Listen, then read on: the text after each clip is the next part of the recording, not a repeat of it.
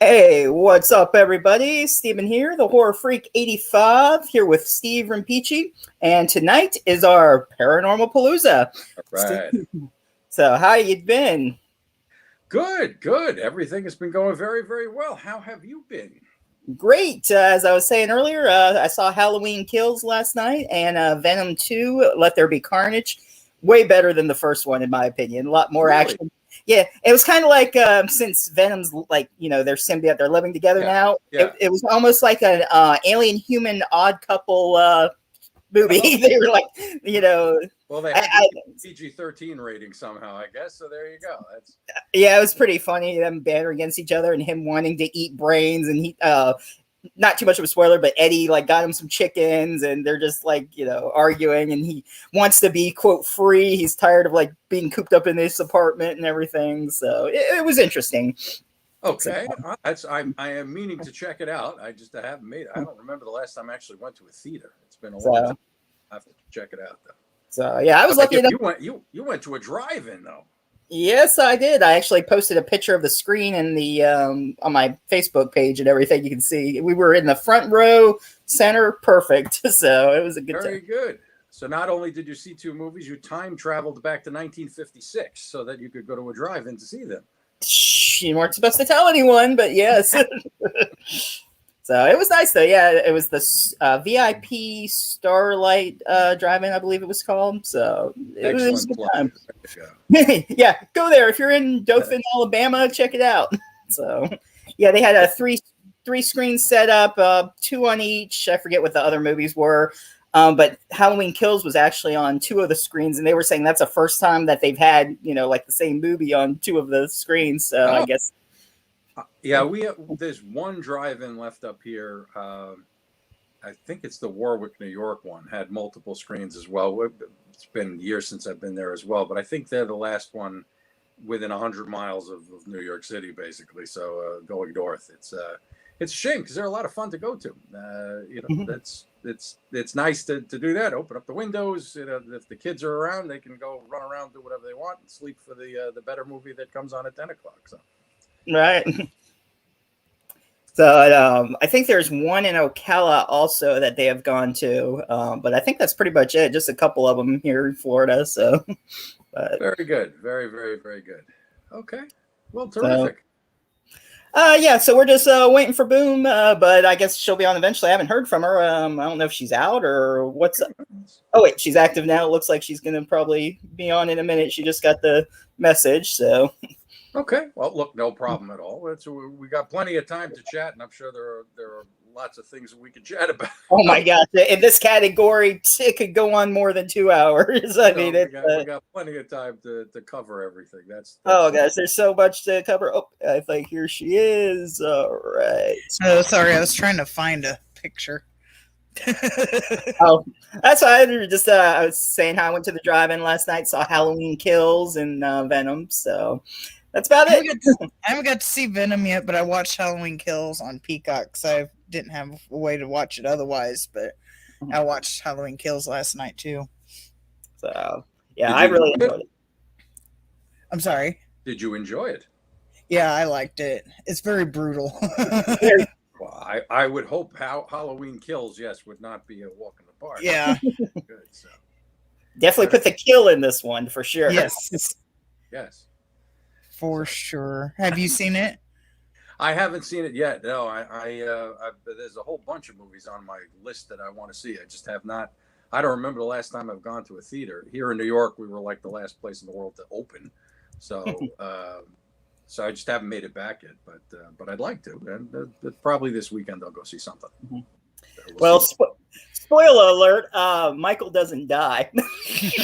Well. They're making a third movie, so you kind of figure that one out. No, I don't have to worry about that. No, I know. I'm just kidding. There's a third one coming out, so. Yeah, because they planned to make it a 3-part movie when they started these, so he kind of figured he wasn't gonna. But even though they're going to be calling it Ends, will it really be the last one? I mean, come on, you had Friday the 13th, the final chapter. Right, yeah, Freddy's dead. I mean, they always do that. They killed off Spock in Star Trek 2. That's a common thing, but thankfully they. Yeah. They'll resurrect them as long as there's people wanting to see it. They'll make more. There's money to be made, yes. And money, yep. People with money, that's all. Duke will never die because of that. So that's We hope not. We like Duke. We definitely need a third one. I'll tell you that, especially after that ending. Well, I know. Stephen A. Lee, they've got plans for what they want to do for that. So I'm in. As long as they'll keep letting me have fun with them, I'll keep doing it. So that's yeah. I don't know if it'll be as many as Friday the 13th, but even a trilogy to complete it, or one longer movie, like even a 3-hour or maybe a little mini series, finish it off or something. You know? I'm all up for Duke in space and things like that. We could do all those types of things. Give him a little helmet to put on. You know, Duke takes Manhattan. There you go. See that? That's it. And I'd love to see me up on a big billboard up in Manhattan. That would be that I could look up at. That would be terrific. There we go.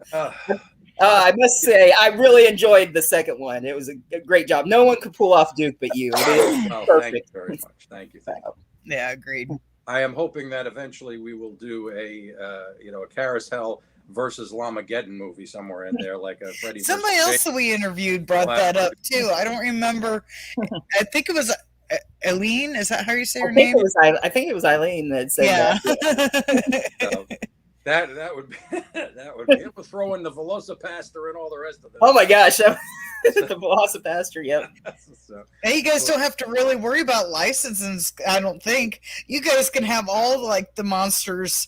Well, I don't know about Lamageddon. I don't think he's Wild Eye, but like all like the wild, like Velocipaster and all that. Yeah. You can just have like your own little versus world with Classic Shark. There we go. All right, let's see that. Hopefully Steve is listening and we can, Brzezinski's busy writing all these things down. So you're right. Yeah. Write them all down. You're going to have to start paying us for ideas. I know. We're just coming up with ideas. Like every week we're saying stuff that should be done. So. I'm kidding, no. Wow. Goodness knows there's enough crap being made for, $100 million out there. We might as well stick with the little guys that are, making good films for 10, 15 grand. So. Right. Yeah. But anyway. Or even less. Like one of my favorite movies was made for under $7,000. Oh yeah, no, you can do a lot with a little bit. All these guys prove it. Especially, the creativity with all this stuff is off the charts. It's great. I love watching all that, which is why I was, I did a couple of Dustin Mills films also, and he's like Brzezinski. He's just a genius with all that stuff. Can make a dollar stretch and just has a great talent for writing and putting all of this weird shit out there. So it's terrific. Terrific. So yeah, anyway, that's good. Very, very good. So all right, I guess since you got an alien on your shirt, I guess we'll start in that category a little bit there. Nice. So when did you first start following UFOs and aliens? I mean, I know it goes all the way back to Kenneth Arnold discovering the disc and so what got you into it? We want to, in the beginning, there was if we go back, look, you've got UFO reports in the Bible. You have medieval pictures that depict, things flying in the sky. Every religion in the world has some sort of battle taking place in the skies.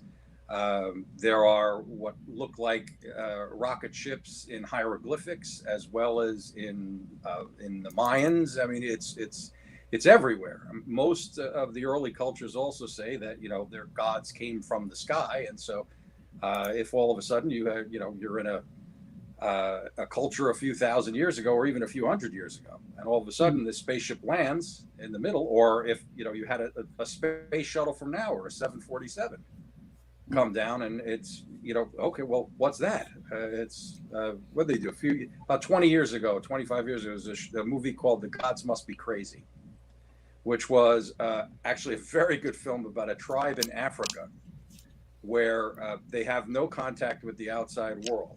But all of a sudden, a guy in a plane throws a Coke bottle out the window, and it lands somewhere in this, and they have no idea what this Coke bottle is. So they use it for, making designs with the top and using it as a rolling pin and using this. But it talks about how this outside influence all of a sudden now brought in jealousy, and people are coveting this, and this people wants it, and there's crime, and there's other things. It was, it was actually a very good film. But anyway, but as far as the UFOs and all that's concerned, yeah, people have always looked up. There's got to be something more out there than Right. what you think. And you know, we've been around for a blip as far as the cosmic time frame is concerned. So in a long time ago in a galaxy far, far away, well, yeah, there probably were a whole bunch of civilizations out there.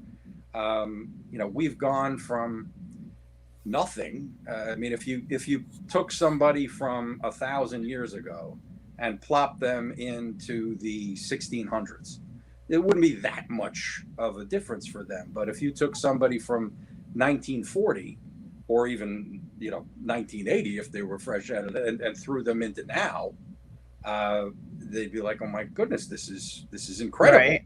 You know, what kind of changes have we gone through?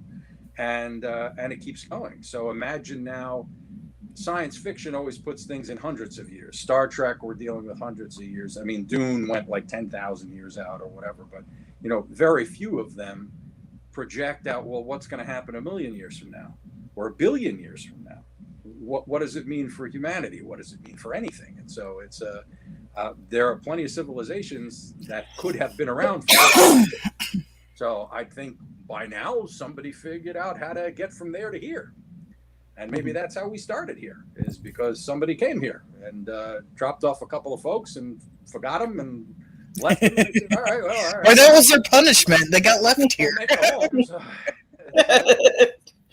Not that we could have been the cosmic Australia for all we knew, but we don't want to pick That's what I was kind of going with. So, But, yeah, like all the Egypt, things that they've found, like on, I don't know if anybody else has found it besides Ancient Aliens, but like the different designs and stuff that they carved out. It's like, how did they come up with that without seeing it?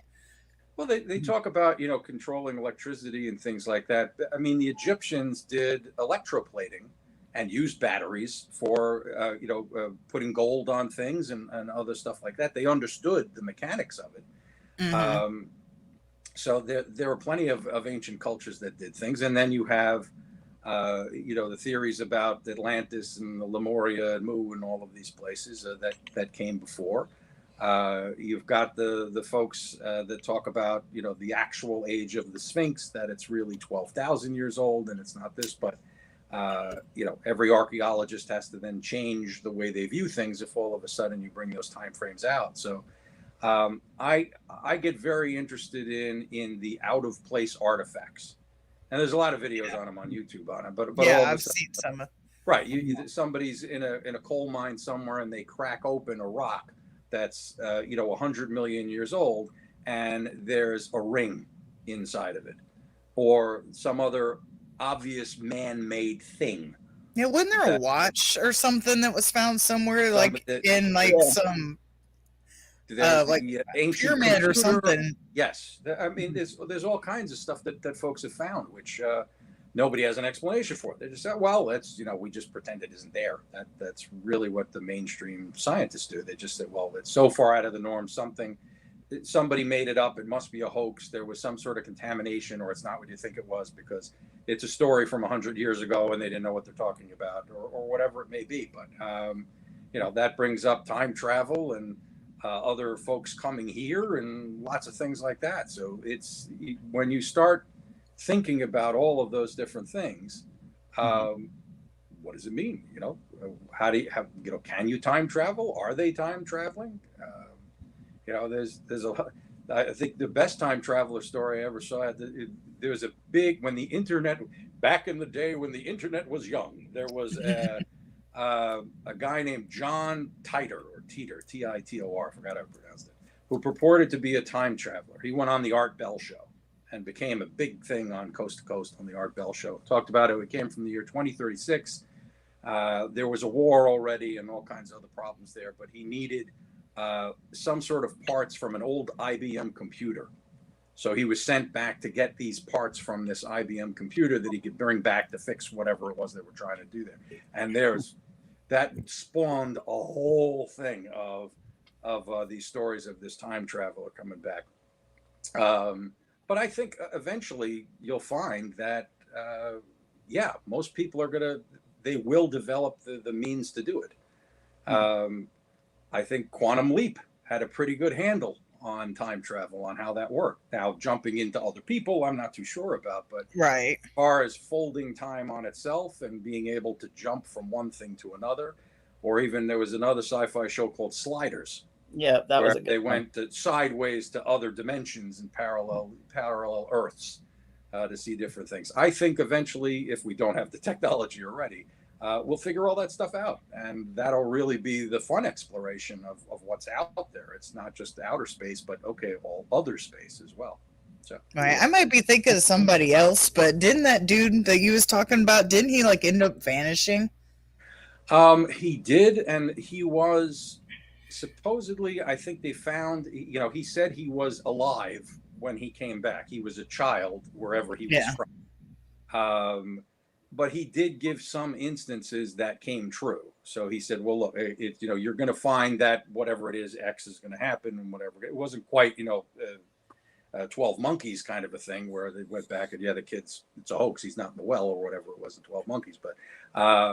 But he did predict a couple of things that came true, which of course then spawns, well, that must be real. Then it has to be all of that. So, but it's interesting to think about all of that type of stuff. Yeah, I think if I remember correctly, there've been more than one people that have said this, so I might be mixing up people. It's like, some of the things he said did come true, like he said, but some of the other things didn't. But it also, the things that didn't come true could also be like a butterfly effect from him going back to the past. So you never, I'm not saying, he's outright, 100% honest, but you could like take it down that route. Well, see, that's where becoming a good salesman comes in, because I can say that, while we've been talking, I am actually a time traveler. And I realized that when we started this actually turned out horribly for me. I did such a lousy job on this podcast. I was never able to work again. Everybody left me. I was stuck on a deserted island. Nobody ever wanted to deal with me again because I was absolutely horrible on this. So I came back in time to fix this and do that. And I can say that, but in my timeline originally, at that point, it was so bad that you both threw up on screen in 5, 4, 3, 2, 1. Now, it didn't happen because I changed the timeline by telling you about that. So you have to trust me. It did happen in the other timeline, but it didn't happen here. So I'm still right, even though it didn't happen. So that's the time traveler scam that you can pull. But because you could, or that we would actually have enough pool to ruin somebody's career. Yeah. I barely have 150 subs, and I think he's got like 400. We need like a million subs a piece to pull that off. You never know what's going to go viral anymore. So. True.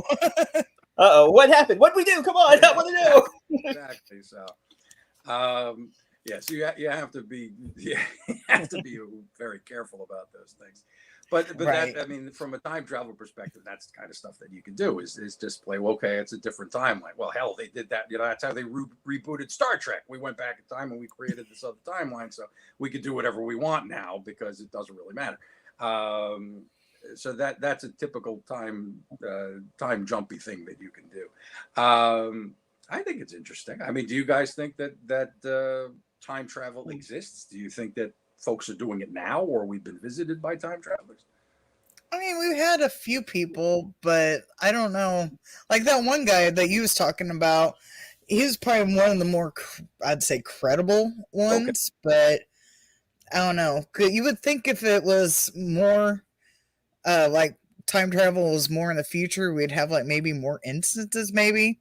But I don't know. There's been some like pictures, like that dude from like, was it 20s, 30s that had that shirt, the hippie guy or whatever. Yeah. I'm probably not explaining it right, but at least you guys know what I'm talking about. Well, there's been pictures also of like someone in a crowd, and then they were holding up a phone, and yeah, yep. So that Charlie Chaplin movie with the lady looks like she's on a cell phone. Yeah, and you have other. I mean, they point to instances. One of the best time travel theories out there right now is that Barron Trump is a time traveler. Yeah, I heard that. And it is. It's all based on a book. Yes, it was based on a book written in 1900 called The Last President. And it talks about how Barron Trump is going into politics, and that there will be the last president. There's no more voting after that. And he talks about how his name is on buildings and is on all kinds of places throughout the world. He's very well known. And there are a lot of parallels to what was going on. Yeah, I watched some video about it. It was weird. It's like, I think that's great, actually. So, right. I mean, it was so weird of like the coincidence in the books is what I mean. There was I forget the author's name, and I don't know if it has anything either to do with either maybe being psychic or time travel. There was an author who wrote a book in the 1800s about the Titanic, but it was called The Titan or something like that. Like, it was very similar. Hit an iceberg, the exact same amount of passengers, like pretty much everything was to the point of it. Exactly. Just a different name of the ship. That's it. It's terrific. Yeah. I mean, there's a lot of instances like that. So what do you call that? Is it coincidence? Is he a time traveler? Did he, or is he psychic? Psychically, did he, Nostradamus kind of a thing? Was he able to pull that down out of the ether and put it down on the paper, thinking this was his idea? Right. Was he somebody who actually then created the Titanic to crash? Did he make it happen? Yeah. Did he make it happen? You never know. See, this is where the mind boggles, and you could go on and think about all of these things all night. Where does all that start and where does all that end? Right. There's a lot of stuff out there like that you can get lost real easy at YouTube and other places trying to find these things and trying to track it down. There are experiments folks do, both, the remote viewing is a big thing where they can look into the future and look into the past, as well as into the present. So remote viewing, basically, if it's done in a laboratory setting, somebody is given a set of coordinates. There is a person who is a psychic who can then key in on those coordinates and basically draw some pictures and explain what it is that they're seeing. Mm-hmm. Those coordinates, it was I don't know if it was CIA or the FBI who actually developed this to try to spy on the Russians back in the 60s. So, and the Russians did the same thing. Each one had their own little psychic guards that were trying to spy on the other side. And they were quite successful with all of that. But they started playing then with non-military stuff to say, okay, well, what do you see here? And they'd give them someplace on the moon or someplace on Mars. And they would talk, and they would say 1 billion years ago. And they would talk about civilizations and things like that they would see in tall buildings and these types of beings. And they would pull these things in. And again, the viewer wouldn't know what those coordinates meant. They would just say what they were psychically getting. And a lot of times it was, well, there's aliens here, there's this here, there's this there. And there's folks still doing that. There's a lot of folks that are doing that as well to see what's out there. You have the CE5 group that is initiating contact with aliens at will. They are a more new agey is the wrong term for it, but it's all about meditating and getting into the right frame of mind to call out to our brothers in space so that they can do. But sure enough, they'll do it, and you'll start seeing UFOs in the air, lights flying in the sky. That'll respond. So. Is it a frequency everybody's listening to? Where is it? So who knows? Have you guys ever seen a UFO? I've actually seen them a few times in my life, and I've had my aunt has seen one before, and my grandfather was saying when he was like maybe 10 or 11, I forget exactly, but he used to cross these railroad tracks on the way home. Okay, and he said that. One day when he was walking across, he doesn't know what happened, and he doesn't remember crossing the tracks, and he was on the other side of the tracks. So, was he missing time? He was missing time. He didn't realize what was going on, and I can't remember if he said he saw any like lights or anything before he was over, or if he was just missing time. Like he thought that was really weird. I think he said he saw something. He told me this a long time ago. My aunt, she had seen like, I guess maybe one had landed somewhere or something. And, she saw like lights and then it took off. Well, I mean, she didn't see it like take off. It had already like, it was gone, but she saw from a distance, like weird lights down there that didn't seem out of the norm where it was in the woods there. And then like saw it like something up in the sky afterwards. The first time I saw something, I think, what was it, was it 5th or 6th grade? I was either in elementary or middle school. And oh my gosh, I get weird every time I tell this story. Like I'm not supposed to tell it. It's so weird. I don't know if you can, I don't know if you can tell, but my hair is standing up like every time. It's so weird. I get like this weird feeling down my neck and everything. So my mom was across the street and I wanted to ask her something and I could have just called or whatever, but I ended up going down the driveway and I felt like I was being watched. Like it was really weird. So I look up and I swear, I wish I could have got a picture. It would have been the best evidence like ever. Like 50 to 100 feet above me, there was like a circular disc. It had these red, blue, green, and yellow lights going back and forth underneath, like flashing. And I was looking at it, and in my head, I'm like, get the camera, because, you know, that's like right in front of me. And I couldn't move. It was as if some force was holding me in place. And I'm not saying I was abducted. I have no idea. But like the shows I have watched, when they explain similar occurrences, it felt like a force was holding them in place and they couldn't move. And that's exactly how I felt. And I'm like, get the camera. And I couldn't move. It slowly went off a little bit and then just, and then once it was gone, I could move. Did you have missing time or anything like that you were aware of? Not that I recall. I don't remember if I looked at the clock before I went across the street or not. But I just thought that was really weird, and I'm like, no, I needed the camera. Like I was so mad because I mean it's just who's gonna believe it, you know? No, gosh, every single time I tell this story, my hair stands up. Oh my gosh, it's so weird. Were there lampposts on the other side of your street? I think that street lights type of thing. Well, up at the end of the street, like by the bus stop, there was.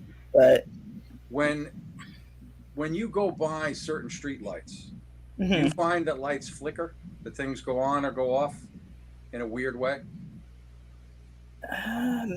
Maybe I haven't. Well, I mean, this was in DeBerry, like not where I live now. This was in South, but they might have. I think so. I think I've seen lights flash. Yeah. Flicker. The reason a lot of people that have had experiences find that if they walk under a street light, for instance, it'll start to flicker or go on or off, or they can't wear a watch that has a battery in it because it drains the battery. Their batteries will go out much faster than, you know, it should last you a year and it'll last them 3 weeks or, you know, a month. I haven't worn a watch in like forever. I just use my phone. So again, old. So these are things that we used to. But that's kind of interesting, though. Like, I mean, sometimes like I've driven by. I mean, I don't know if that counts too, but I've seen like them flicker every now and then. Not every time. It's not like 100% noticeably, no, but maybe on a rare occasion. No, that's okay. Now look, this is a safe place. We can do I'm serious though. I'm not saying like every time, but I have seen. Look, I can tell this obviously makes you agitated. It makes you a little bit nervous on this, which is, you know, again, it does every time I talk about it. Like, have you had similar experiences since then? It's been a while since I've seen it, but a friend of mine, a couple Halloweens later, I told him about it. I don't know what came up because he had an alien costume or something, or what was it? I don't really remember, but I mean. I said I had brought it up, and I said, "Yeah, it was blinking these weird lights, rippling." And he said the same thing, and I'm like, "Yeah, how'd you know?" And he goes, "My sister and we saw something a couple years ago, like that night." Same time. And I was like, "No," and we just had this weird. And we both looked up, and like it wasn't a star. We don't know. It was blinking red, blue, and we took off back to my house. We were freaking out, like, what the heck? And we know that what was weird. I had this urge to like write stuff down or like try to think of what's going on or fit. Like I don't know why. It was just weird. And he was saying how there's like a theory that one of the moons of Jupiter or whatever they could live off, or there's water or something, or I forget what it was. Yeah, but I was writing down colors. Like I was like, big spot. Yeah.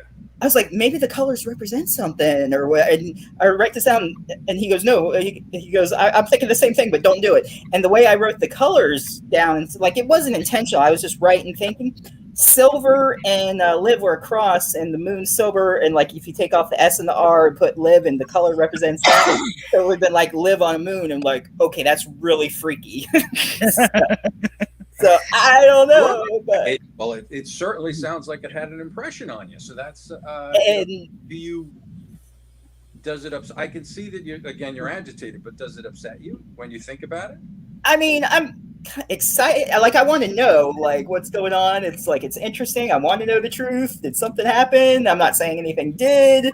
And it's weird. Like, this is how I get when I talk about it. Like, like all anxious and hyped up. And it's not a comfortable subject for a lot of people because, most people think, well, you're crazy, you're this, you're that. And they just, that's why, yeah. So right. I don't really talk about it much, but might as well. The truth is out there. I might as well just get it out there.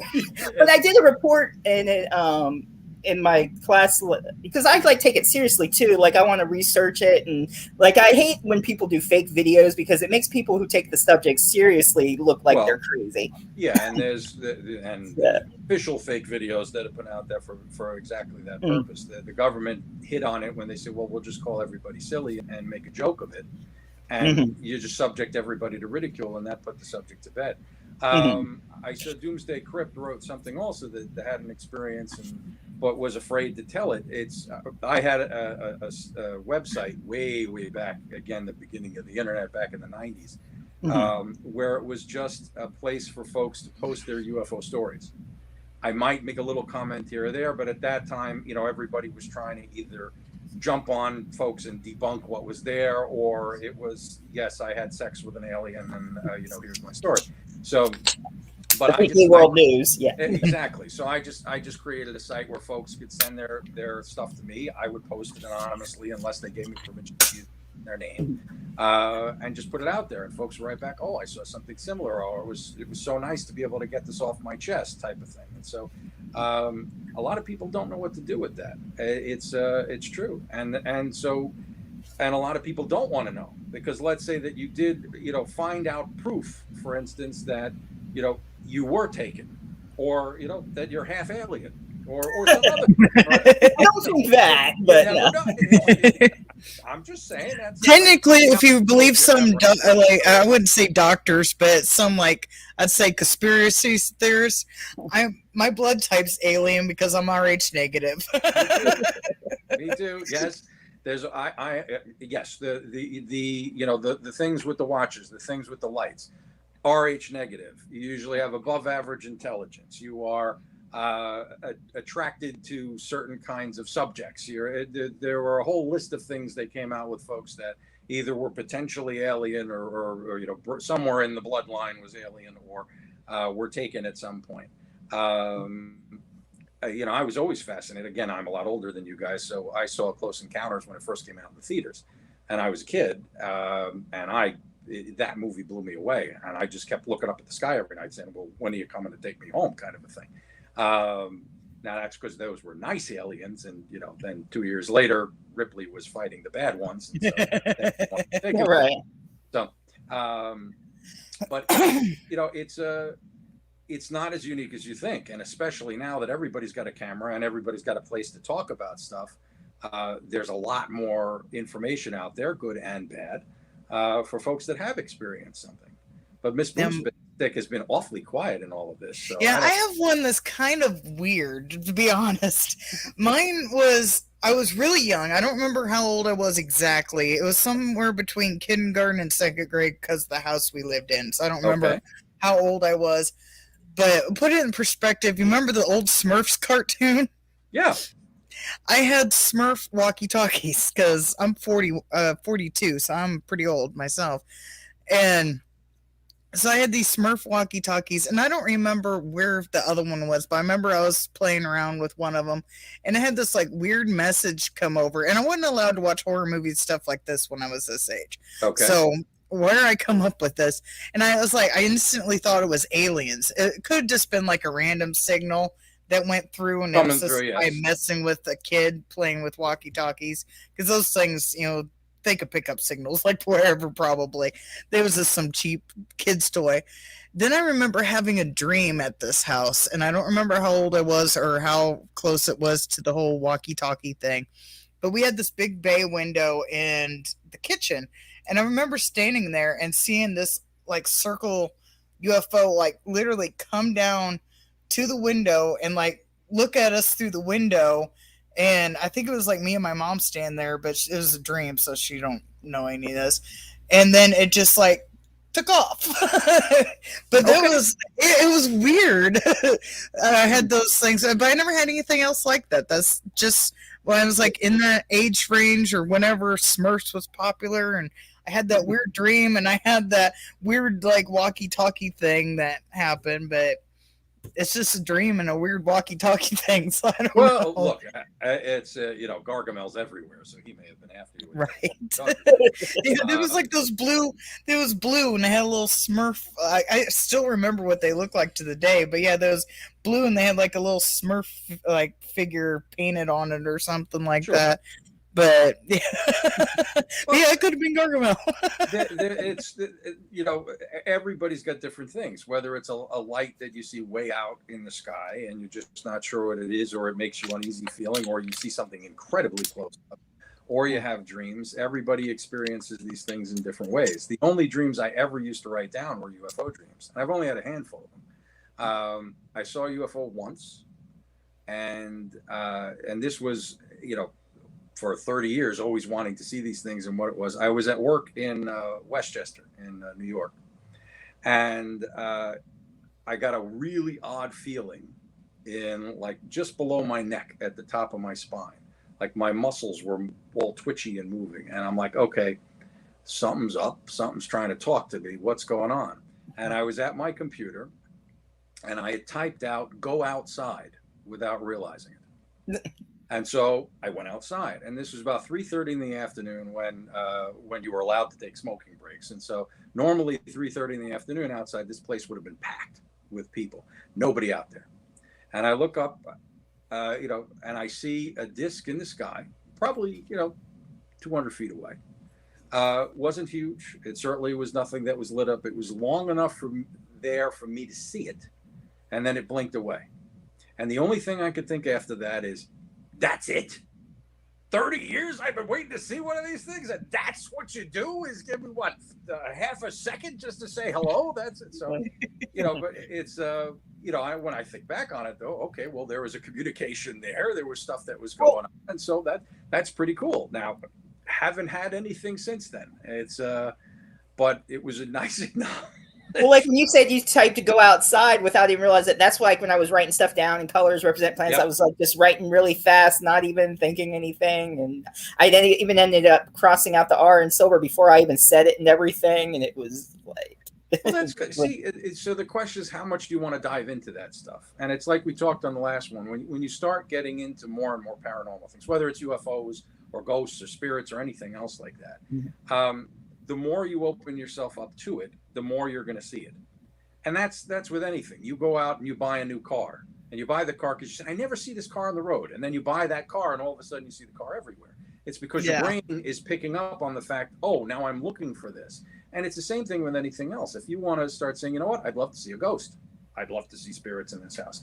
Everybody has the ability to do that. So if you just kind of tune your antenna a little bit and open yourself up to it, all of a sudden you're going to start seeing things.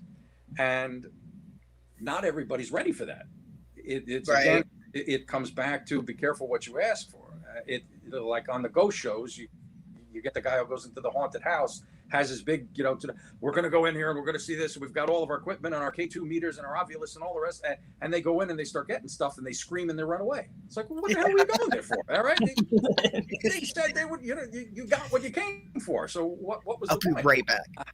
So that's, so when you start opening yourself up to that, you have to be confident, or if not confident, at least okay with that, let's explore and see what happens. And if in fact it turns out that, okay, something did happen to me, or I'm seeing things that I didn't see before, okay, what do we do with that now? Does that change my view of the world? Do I have a mental breakdown? Do I just say, oh, well, that's interesting, and then go out and, and go about my day? That depends on what you want to do with it. There's lots of different avenues that everybody can take. We scared Miss Boomstick away. I'm sorry. Yeah. There's also there's like some more stuff that dealt with that. After I saw that, I was hoping like see him more again or whatever. Yeah. And I would stay out late on the weekend. It was all right with my mom in the front yard, and I had a pair of binoculars, and I was hoping to like maybe see something again. And I did another time. again, it was far off. I couldn't tell, but I had that feeling. I knew what it was, though. Okay. Like it was watching me from where it was. And now I don't know if it has to deal with a UFO or if it's something else, either an angel or a ghost. There was one where I was laying in bed and I woke up from a bad dream, or I woke up from a bad dream or I was kind of freaked out thinking I was seeing things in the room. Yeah. And in the corner of the room, and I was laying on my back at the time, there was a little tiny light in the corner of the room, and it started getting brighter and brighter and brighter, and then it started flashing all around my room, like jail lights shining on all the stuff around my room, and then me. And as soon as I went to like sit up, it was gone. And I've had dreams also. Well, who knows if they were dreams or what, you know? But I was at my grandparents' house, and there was like a shadow man. I couldn't really see much of him, and he was standing by this painting that my grandmother painted, and he looked at me and he like nodded like I don't know, it was just weird, and then he like vanished. So I don't know if they're taking human forms or if I'm seeing things in my dreams or if they're really there. And I've thought about times before, like maybe it would be cool to be hypnotized to see if anything happened. But another thing is, like, I've seen so much stuff. Would I imagine it, or would it have been real, or is it a story in my mind? You know, how would I tell the difference? Well, and that again comes down to you know, who the hypnotist is, one, and what your expectation is. If something's really gnawing at you and you want to get to the truth no matter what, you'll find it. If something you're not ready to see, and you know, they talk about getting screen memories and you're seeing butterflies and owls and things like this because the alien eyes had to form something, and so they don't want you to see what they actually look like. You know, again, it depends on what you want to get out of that. You know, and if again you found out that, yeah, you know what, I was taken as a kid, I've been taken numerous times, and they did A, B, C, and D, good or bad. Could have been, yeah, you know what, they took you to the home planet, they showed you, you know what, it turns out McDonald's actually has franchises on Zebulon 5, you know, it's you know, it doesn't, it could be anything like that. But do you want to know that? You know, can you handle that? And you're a lot easier to read than Miss Boomstick, actually. So because she, you know, we're talking about paranormal stuff. So from a psychic perspective, Miss Boomstick holds things close to her vest. She don't want to let anybody know exactly what's going on inside of there. But you, Steve, you're projecting it, and I take that as a you know, a sign that you're comfortable, which is terrific. There's nothing wrong with that. But when I look at you that way, and what I can see is that, yes, you've got a lot of stuff that you want to know about. There's probably a lot of other stuff that's happened that you don't remember, and you have a talent for it. If you really wanted to do this, do you live in a rural area or are you in a city? I'm in a city. Okay. So next time you're out somewhere in the country somewhere where you can sit out in an open space, if you want to try an experiment, go out there. And I'm not saying you have to, you know, sit cross-legged in the lotus position and start, you know, chanting Om and stuff like that. But just sit there quietly and put it out there and say, hey, I'd like to see you guys again. I don't want to see if you're going to hurt me. I don't want anything bad to happen here. But you know what? I'm older now. I think I can handle this. Let's chat. And put it out there. And you may find that after a few times of doing that all of a sudden you'll see something or you'll have a dream. Lots of things like that can happen. And it's all a matter of intention. And we talked about this last time also. It's the same thing with ghost hunting or anything else. If your intention is to use the Ouija board to open a portal to hell, that's one thing. If your intention is, I miss grandma and I want to see grandma again, that's another. You know, if it's another, well, I just want to scare the neighbor kids, that's another thing. But whatever intention you put out there, that's the kind of stuff that you're going to attract. So you need to do it smartly, so that you protect yourself as well as going in with the proper respect for what it is that you're trying to do. But if all you're trying to do is get to the truth of something that may or may not have happened, and to just kind of better yourself, you could. The sense I get with you, Steve, is that you'd probably be very good at psychometry. And psychometry is when you hold an object in your hand and you can start getting feelings or things off of it and start seeing stuff and start getting impressions. And you talked about drawing and writing and stuff, and that's all remote viewing is as well, is that you start writing all that stuff down and you figure it out. And I have no doubt that if you practiced and you cleared your mind, you'd be able to do that with anything. You could put your hand on a tree, and a tree that's been standing there for 200 years, and you'd be able to key in on stuff that happened around that tree. If you took somebody's ring or something like that, you'd be able to get some impressions. Now, I'm not saying you're going to see, oh my God, this is they're dancing around me and all this stuff, but you might say, right. You know what? This is a happy feeling, or you know what? No, this is not good at all. Which is a handy habit to have if you're going shopping for antiques, because you never no evil antiques, please. The whole haunted collector thing gets into all that as well. But it's thankfully I can do that a little bit. So for my wife, she's got talent at that thing. So we, for instance, we won't buy any mirrors that we see on eBay or anything like that. Unless we can go in person and take a look at this mirror, I'm not buying any old mirror on that, because mirrors can be good and bad. Yeah. But there's I remember once we were in a jewelry shop somewhere, Cape Cod or whatever it was, and we went into an antique store and I held a ring in my hand and I couldn't stop smiling. It was some ring from Germany from the 1800s, and it just had a happy.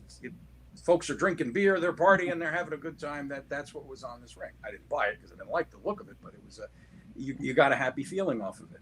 You can do that with people too. I'm sure both of you have been in a room and you say, God, that guy's sucking the air out of the whole room. Somebody came in here and just the whole energy changed. Or, wow, he came in and the whole room brightened up. That's extrasensory perception. That's ESP. You're picking up on cues that have nothing to do with the physical, but you're starting to read people. And the more that you want to do that, the more you'll be able to. It's a skill just like anything else. You want to learn how to speak Russian, you got to practice. You want to learn how to see ghosts, you got to practice. It's the same thing. I've had a couple other weird incidents. I guess maybe sort of psychic, if you want to say. I don't know. I had a dream when I used to take Taekwondo when I was younger. This was probably when I was 12. I think that's what I went up to. No, it was the land. So I might have been elementary, actually, even younger. Okay. Actually, it might have been before I even saw any UFOs and stuff. But we were driving up. Well, I had a dream that my mom was at Walmart, and like I was there, but I wasn't. Like I was staying in the store watching what was going on, like just being there, but I wasn't there. And I saw this kid. And I remember he had like a blue striped shirt on, and I described him short brown. Like I knew, I could picture him perfectly. And he's standing there, and he didn't really look like he was crying, but he looked kind of like nervous or scared or whatever. And so my mom walked up to him and goes, "Did you lose your mommy or daddy?" And he didn't, didn't want to talk to a stranger or anything. And she goes, "Well, let's go over this lady over here and she'll help you." And then a guy came up. I don't remember now what he looked like, but I described it at the time and stuff. And he goes, "Oh, that's my son." And after that, I kind of thought that was a weird dream to have. Like, why am I dreaming about my mom in Walmart and some lost kid? Like, where did that come from? So we were driving up to my class and everything. And I was in the back seat with a friend that rode with us, and my mom, and then the sister was up front, and my mom goes, "Oh, I meant to tell you, the weirdest thing happened at Walmart the other day." And I forget how long this was after the dream, but it was the same. It was probably the same week that it happened. Okay. And she goes, "I was about ready to leave. I was at the exit, and I saw this kid standing there, and I walked up to him, and then I just go, 'Did you lose your mommy or daddy?' And she goes, 'Yeah.' And I'm like, 'Was he wearing like I described everything.' And then I go, 'Yeah.' And then you say, 'Let's go to this lady over here. She'll help you.' But then the dad came up and she was like, 'That's exactly what happened.'" I described it exactly. So 200 years ago, you would have been burned as a witch. Yeah. This is also why people stay quiet on those things, because they don't want to be virtually burned as a witch anymore. But it just means you have talent. That's what that means. You got ability. And then another time, my dad used to call me, like from Tarzan stuff, he would call me boy, like a joke, like because of the boy he found and everything. And I was either tired or it was getting really aggravating. Our class got in trouble, so we had to do all these push-ups. And of course, it wasn't my fault, but we all had to suffer through it and everything. And I was like, oh my gosh. And he had this look on his face, and all of a sudden, really, really loud in my head, I heard his voice echoing, saying, come on, boy. And like he had that look on his face, like when he would say it and stuff. Yeah. And I was like, it was weird. I was looking around to see if anyone heard it or anything. And I guess they thought it was just weird looking around, but it was like echoing in my head over and over. And I asked him after class, I'm like, were you thinking, come on, boy, like when we were doing the push-ups? And he goes, I don't know, maybe. And I was like, that was really weird because I swear I heard you like say that in my head and it was like echoing really loud. I mean, it wasn't just like. But those are the only couple instances really that I've had, dreams and predictions or either mind read or whatever. But those are you can practice all of that stuff. I mean, the two of you could go back and forth, and it's the old cars with the star and the wavy lines and all that stuff. You can. Those are just exercises. So one sends, one receives. Then you switch and you see where your talents are. Some people are better receivers. Some people are better senders. Some people can do both and some people can't. The biggest thing to get around is your own conscious mind, because your conscious mind says, well, you can't do that. No, that doesn't, you can't bend the spoon, and your unconscious mind is saying, well, there is no spoon. That's you need to get past where you're placing your own limitations are. I took a course many years ago again for speed reading. But it was a place called Subliminal Dynamics. And so what they would train you to do, which I found fascinating, was you would take a book, you take it, you turn it upside down. Okay, if you're wearing glasses, you take off your glasses and you stare at the whole page. And you turn 2 pages every second. And you do a mantra in your head. It's just, repeat, recall, repeat. And you basically, because your brain, when you look at a picture, you look at the whole picture. You don't look at the top and scroll down to get it. You take the whole image in and process it. So the thought is, well, you do the same thing with a page of words. So with the page of words, it's all stored in there somewhere. The trick is how to get it back out. So everything you've ever seen, everything you've ever learned is stuck somewhere in there. It's how to get it out. There's a great movie. What the heck was it called? Limitless. With They made the little NZT tablets or whatever it was. That was a perfect example of what this was. So all of a sudden, so you go into this class and you go through, and they give you a multiple choice test. They give you a true false test as you're going through, and you're going through. And so they have the books. They know how many words are in there. So you read the first book and they give you a test, and you read it the equivalent of 26,000 words a minute from flipping through it this way. And the next book, because it was smaller type, was 52,000 words a minute. And then the next book was 30,000. And consistently, most people in the class, if you could get out of your own way, were getting 80s, 90s, or 100s on all of these tests. Now, if you ask them, what is the book about? Nobody could tell you. But without thinking, just answering the questions, just put down your first impression. I'm going to ask you the question, A, B, or C. And you would get the answers right. So the information was all in there. It's training the conscious brain to say, get out of my way. I want to be able to see all of this. I want to be able to recall all of this information. And it was great. And you also were able to see a lot of subliminal advertising. They taught your mind how to look at these things, where they'll put in the two things that the primitive mind always keys on are sex and death. So if you look at a pack of cigarettes, or you look at almost any advertisement, and they do the Disney things, where it's sex in the clouds, where in the Lion King and stuff, right? All that type of stuff. So this would be the same type of a thing. If you look at a pack of Camel cigarettes, and there's 2 different shades of yellow. If you look at the lighter yellow, you'll see that there's a lion's head in it, which is a force. It's a generator thing. You'll see that there's a man standing who is sexually excited. Again, that's a sex thing. You'll see that there's a woman sitting in a submissive position with her knees open. They use phallic symbols and all kinds of other things that pop up in these things all the time to kind of trigger the reptilian brain to say, "Oh, I need to get this." No. Subliminal advertising, a fun subject to get into as well. They did it in the 50s as an experiment. There was a guy who had a movie theater who spliced into the movies buy Coke, buy popcorn. I think I heard that. Yeah. Faster than the eye could see, and his concession sales went up by like 500%. So they outlawed. You're not allowed to do that. You're not supposed to do that. But every now and then they catch the same thing. Pepsi did the same thing. They changed the design of their cans, and it had all these little squiggly lines. Well, when you stack 3 cans on top of each other and turn them the right way, it spelled out the word sex. Plain as day. And so when your conscious brain sees it, it negates the effect. But your unconscious brain, if you don't see it, it's, oh, well, I gotta have some of that. Everybody wants sex, right? Or, ooh, that's danger, but I'm still attracted to it, type of thing, triggering those emotions and those responses. Don't remember how I got on that subject, but it's just the human brain is capable of so much more than everybody realizes. If there can be one Mozart, then everybody in humanity has the ability somewhere locked within them to be Mozart. The question then from a paranormal perspective is, okay, let's assume that you believe in past lives, and you believe in reincarnation. If you could remember all of that, and let's say in my last life, I was, a championship boxer, or I was, a piano player.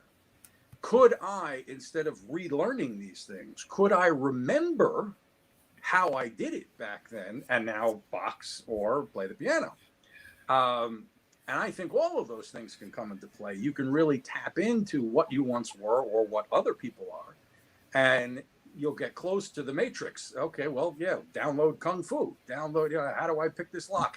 And you'll start picking up all of that kind of stuff. So I think those are all possibilities that we'll get to. Which will be very, very interesting to do. But again, it depends on what folks like doing and what they do. I mean, I know we were supposed to talk about all kinds of crazy crap with paranormal stuff, and we still can. But it's all into just trying to unlock what human minds can do and what they can experience. I think is terrific. There's so much more out there if you open yourself up to it. And that's the key.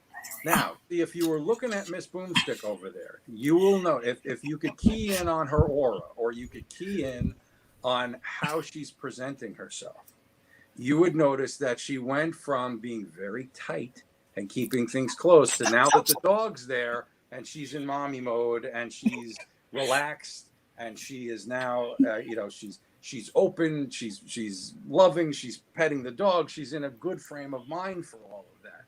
Now, yeah, somebody's setting off fireworks outside. She's in panic mode. Well, see that, but that's and animals are able to sense a lot of that stuff, not just the fireworks, but they'll be able to sense your moods. They can sense when you're happy, when you're sad. They can sense when something's wrong, or there's danger, or there's a ghost in the house, and you need to watch out. Or the ghost, it's just grandma. That's fine. Whatever it may be, it's. The animals can typically pick that stuff up more than anyone else can.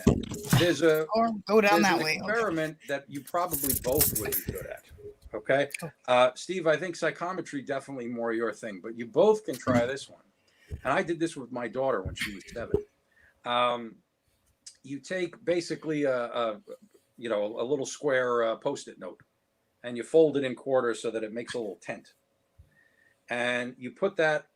The center of it on a pin that's like stuck in a candle or something, so that it'll spin freely.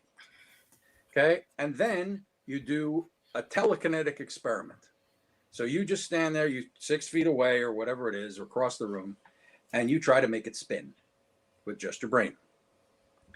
And my daughter was able to do it almost immediately because kids don't have all the crap that the adults do. Well, you can't do that. You can't do this. You can't do that. And so, I said, okay, we'll make it spin. Well, how do I do that? Well, just think about it spinning.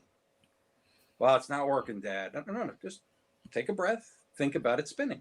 See it spinning in your mind. And sure enough, starts to spin. I said, okay, now see it spinning the other way. Sure enough, starts spinning the other way. So stop it again. Stop. Okay. Make it start one way. Go the other way. And so she was able to control it. And I did this as an experiment with her because she was upset about something, some kid in school or something like that. And so I said, look, you just made that move with your mind. Why are you worried about what this other kid is thinking or whatever it was? That was the life lesson for her in that. But it's an experiment that most people can do if you can get past your brain telling you, well, you can't do that. It just doesn't work. Just like with the subliminal dynamics thing. That's how I got there. It's, your conscious brain says, well, you couldn't read that book at 26,000 words per minute. It's impossible. Sorry to interrupt you, but No, total deja vu right now when you were talking about your daughter being picked on at school. Like, I swear I've heard this portion of the story before. I may have told it last time, but that's a possibility also. I'm thinking you did. I don't remember it. I don't know if you did or not, but I remember hearing something about your daughter and saying you can do this, and I don't know. That's weird. But okay, so here, you know what? We'll do a quick experiment. Tell me the first thing that comes to your mind. Pick a number between 1 and 3. 2. See that? Look at that. How good is it?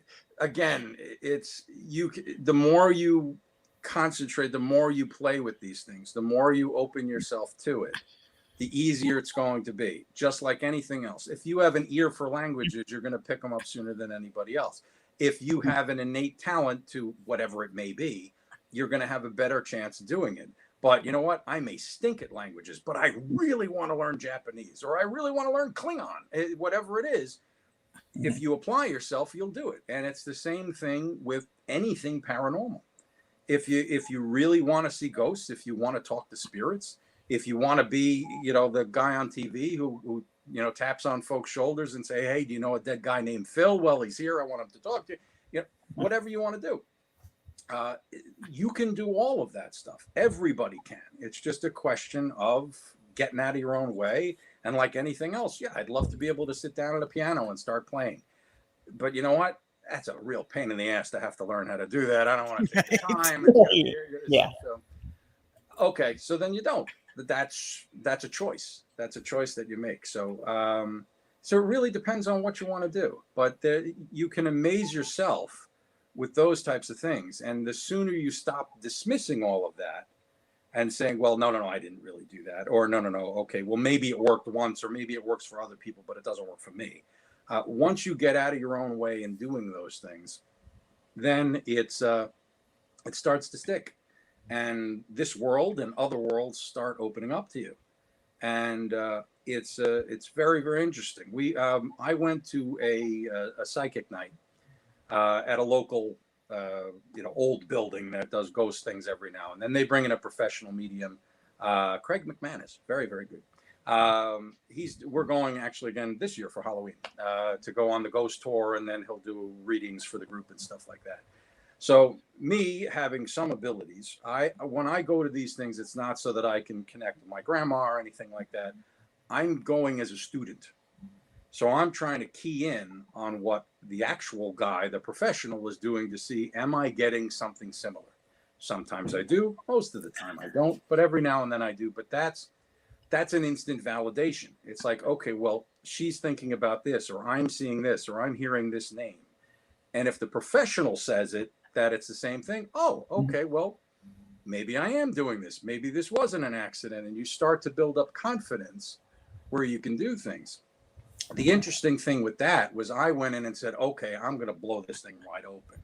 So I created in my own mind almost like a portal above my head for all of this stuff to come into. And when we all sat down in the group, he looked at me and he said, do you want to run this? And I said, no, I'm just here to watch and stuff. He's like, you sure? I said, no. I said, I can turn it off if you want. That's if it's bothering you. But it was interesting to see that he could sense that, okay, well, it wasn't just me thinking, oh, I'm going to do this. He actually could sense something that was there. So to get into an environment where you can have that positive feedback makes a big difference as well, because it's very easy, especially in this stuff, to smack it down. You didn't see that. Okay, my mom's coincidence. You're crazy. Yeah. Go ahead. I'm sorry. That's fine. My mom said that she thought I had some sort of medium thing. not sure what, but basically since we lived in this one house when I had my first ghost experience, Yeah. almost every place I've ever lived since then, actually I think pretty much every place I've lived in, I've had some sort of experience in that house. Well, you see, but that, and again, the question is, do you want to?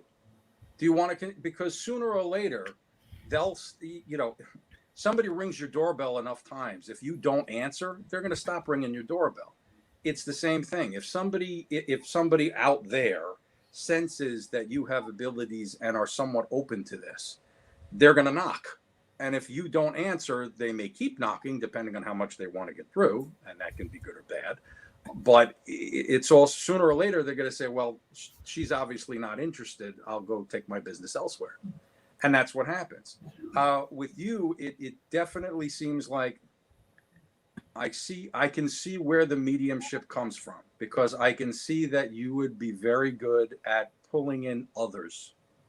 You'd be able to go up to a stranger or go up to somebody you know and say, okay, I'm sensing that, there's this older woman or something like that, or a grandma, or, I'm getting the name Rose, whatever it may be, and talk to them about it much easier than if I started to interview you about your own life and started to ask you some questions about, well, okay, so when you were growing up, did this happen? You'd be much more comfortable working with other people and pulling. Yeah, that is true. Yeah. So that's very true. Okay, so see now that and so how do I know that? I guess could be. It's or you're pulling things down, the stuff that's out there, and these are all things that everybody projects at the same time. And some people get very uncomfortable with it. There were some friends of my first wife who she who will not be named, who were very, very easy for me to read. And back then, when I was first starting out and practicing and stuff, it was a parlor trick. This was, I'm seeing this on you, I'm seeing this. And psychics were all over the TV at the time, and John Edward and all these guys. And so it was, but there was one woman, a friend of ours, who I saw the oddest thing. Out of her chest, I saw these like silver tentacles. Nothing scary at all, but these like silver tentacles coming out of her chest. And it was pretty in its own way. It was something positive that was being projected. Very religious lady. And so I explained what I saw, and she instantly went like this to cover herself up, because it made her very uncomfortable that I could see something that she didn't know was there or that. So you have to know your audience as well. Again, most of the folks you see on TV who are mediums, what are they? They're 5'2" women. They're young guys. They are, if they're all, other men, they're good looking.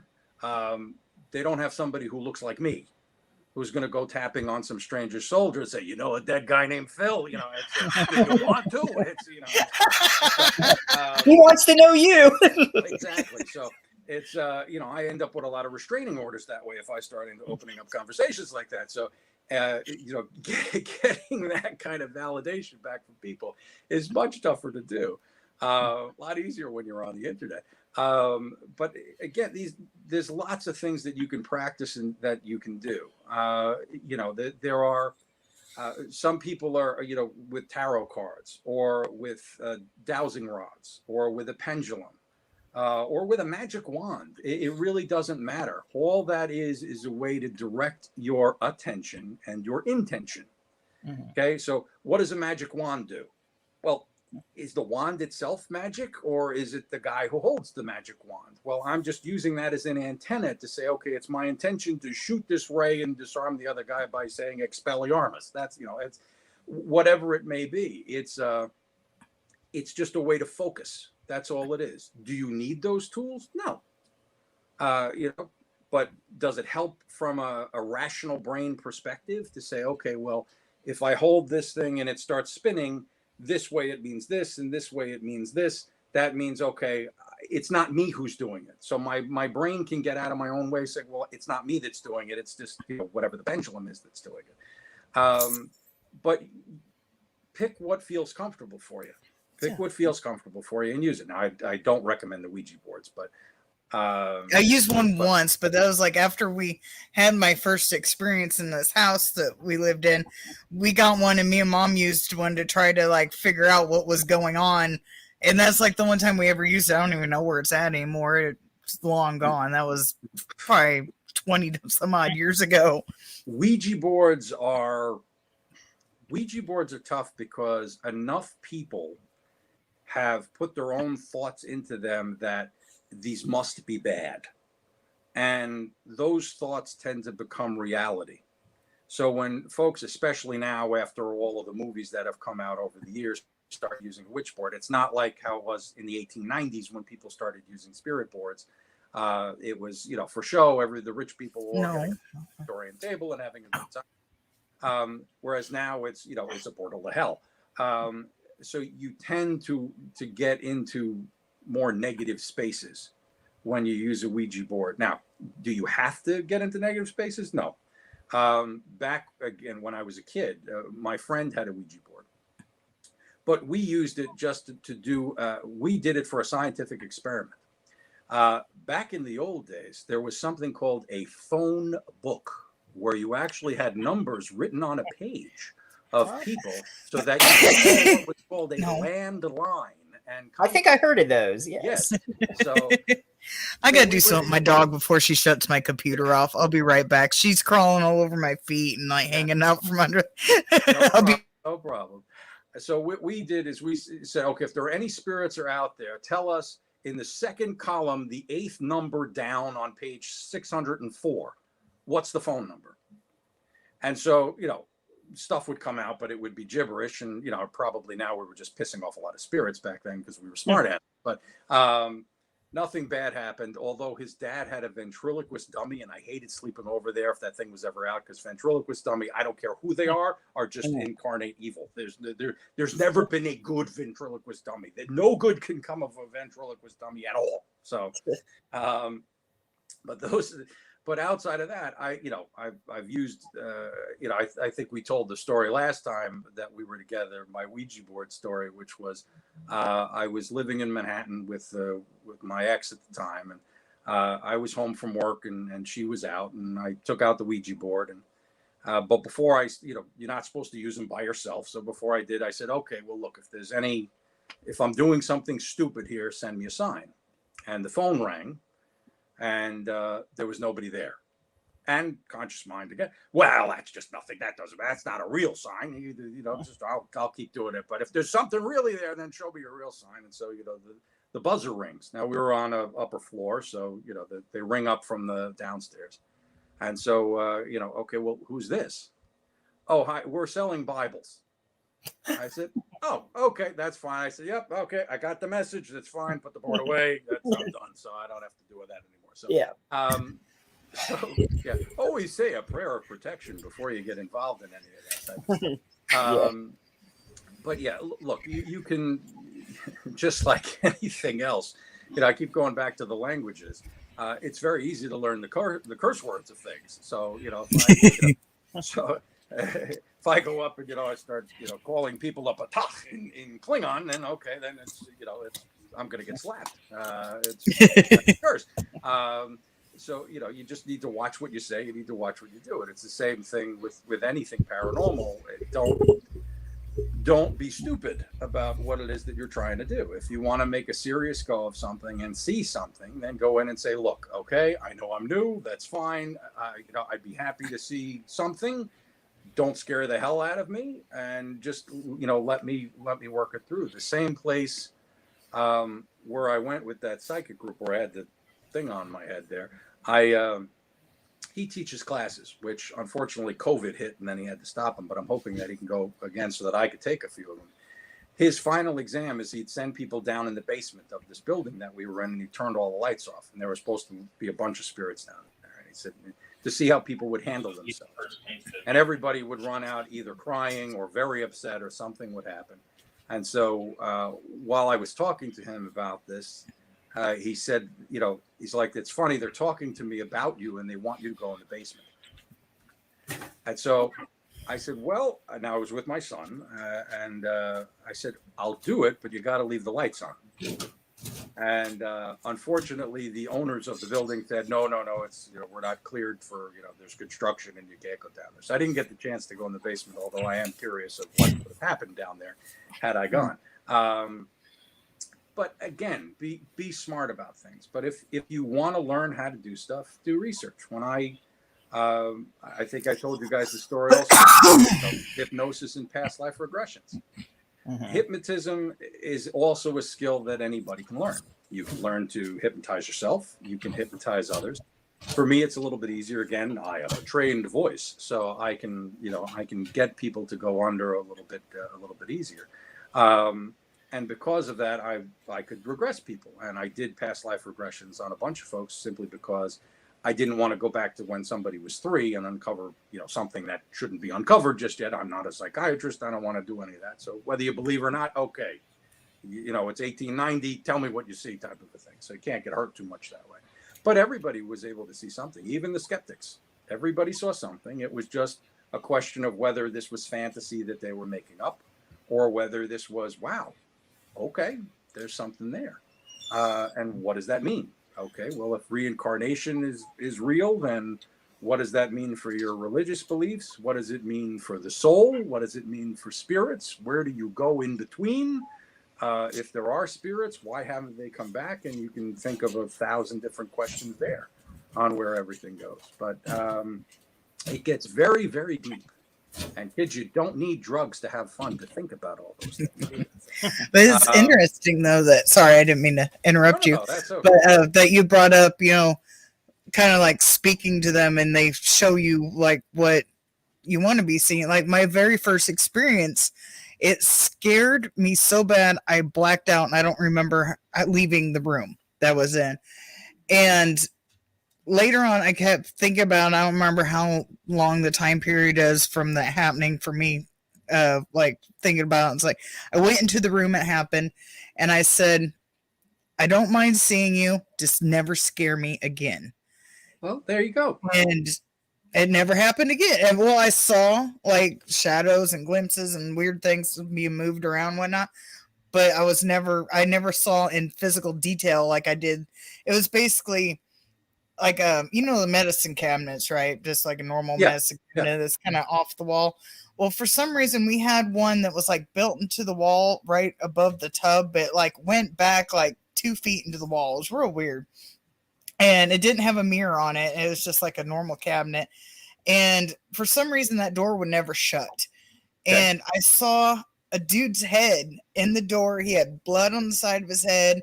He had a mustache, is just like kind of grayed out eyes. His mouth was open. Okay. And he was looking straight. And I remember going in the bathroom and him turning, like his body didn't turn, his head turned, looked at me. And that's the last thing I remember. And it was just, I saw so many details on it. Yeah, that's. That was the first time I ever saw anything. And it just scared the living hell out of me. I don't remember leaving the bathroom. So. And then after that, I just see like shadows and stuff, basically kind of, I guess called shadow figures, but they weren't as dark as you normally hear people talk about shadow figures. They're coal black. But the ones I see are gray. Well, there's a shadow figure when they talk about it on TV, and what most people talk about is they usually associate that with some sort of evil entity. Yeah, it's black because there's no light in it. It's just an evil thing. And that's saw the Hat Man though. The guy, the shadow figure with the Hat Man. I saw him once, and it was a hotel up here when we was in the process of moving between states. Because I used to live in Illinois, and we moved to Wisconsin, so we would have to like come up and look at houses. We'd get a hotel and go look at houses and whatnot. I saw the black shadow man with the hat once in the hotel room. Well, look, and those are things to look at. Also, we had, again, my current wife and I both have some abilities. So we'll go to places. We like going to the historic homes and stuff like that, not just for ghosts, but because we enjoy architecture and all that other stuff. So, we went to a place, the Frick Museum in Pittsburgh or something like that. And we both walked into a room where everybody was waiting to start the tour. And we were both overcome with the most disgusting smell that you just rot, death and rot and stuff. It's sort of like, my God, how the hell are people standing in here? And we're both experiencing this, thinking that there's something in the garbage, but like, how the hell is it? So we went outside and then came back in, in about 5 minutes when the tour started, expecting it to be disgusting, and couldn't smell a thing. And so we're both looking at each other like, well, that's weird. Okay, what was that? And so I said, well, then something must have died. And people talk about people dying in houses. People used to die in their homes all the time. That was not. Yeah. If the house is 100 years old, somebody died in it. Okay. So that's nothing to get scared about. But this was just nasty. And so we asked the guide, was this a place where they viewed bodies for funerals, or what was it?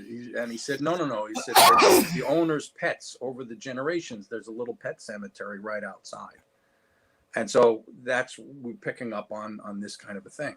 But that was another validation here. We're both experiencing the same thing. So, wow, okay, that's cool. That's good.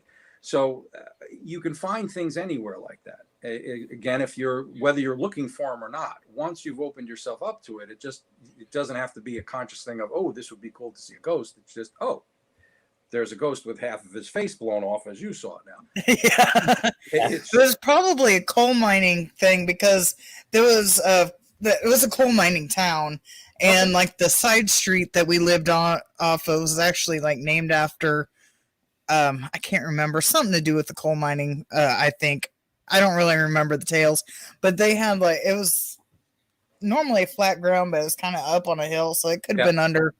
I know there was like a coal mining room in the basement that my brother used to have reoccurring nightmares being locked in that room. So that house was messed up. I'll just tell you that. Look, and again, where I was going with this also, you go to a hotel, if you get a bad feeling in the room, don't take the room. Okay, it's go with your gut on those things. Yeah, I didn't have a bad feeling. I just remember waking up in the middle of the night and seeing like this shadow figure that was wearing, the brim hat. Yeah. And just like standing by the window. And then I was like, oh, it's just, because it was on the bottom floor. I was like, oh, it's just reflection. And of like somebody from outside, didn't think much of it, just went back to sleep. And the next day, I think I said something to my husband, and of course he didn't see anything. He was slept through the whole thing. But it's it can be tough when you see those types of things and don't know what to make them, especially if they scare you. But those are also things you can control, because along with the abilities, you set the rules. So you can set shields for yourself. Like one of the famous mediums who's on TV, Teresa Caputo. Or I forgot what the other one's called, the happy medium, I forget. Why don't they ever have negative entities come through? How come you never see on this show, wow, this guy's a real bastard, he was an evil son of a bitch and he's trying to take over? You never hear any of that on those shows, because what they've done is they've basically put it out there, I'm only taking good people. Okay, if you're an evil entity, if there's a negative thing about this, you're not allowed in. And so they set boundaries. And okay, the good stuff can come in and the bad stuff can't. You can do all of that stuff too. You can tune your own frequency to that. And if you're a little darker than most people and you want to say, hey, you know what? Well, that's cool. That's a demon over there. Isn't that fun? And other people are like, no, just show me grandma. I'm good with grandma, and that's fine. You can control all of that stuff too.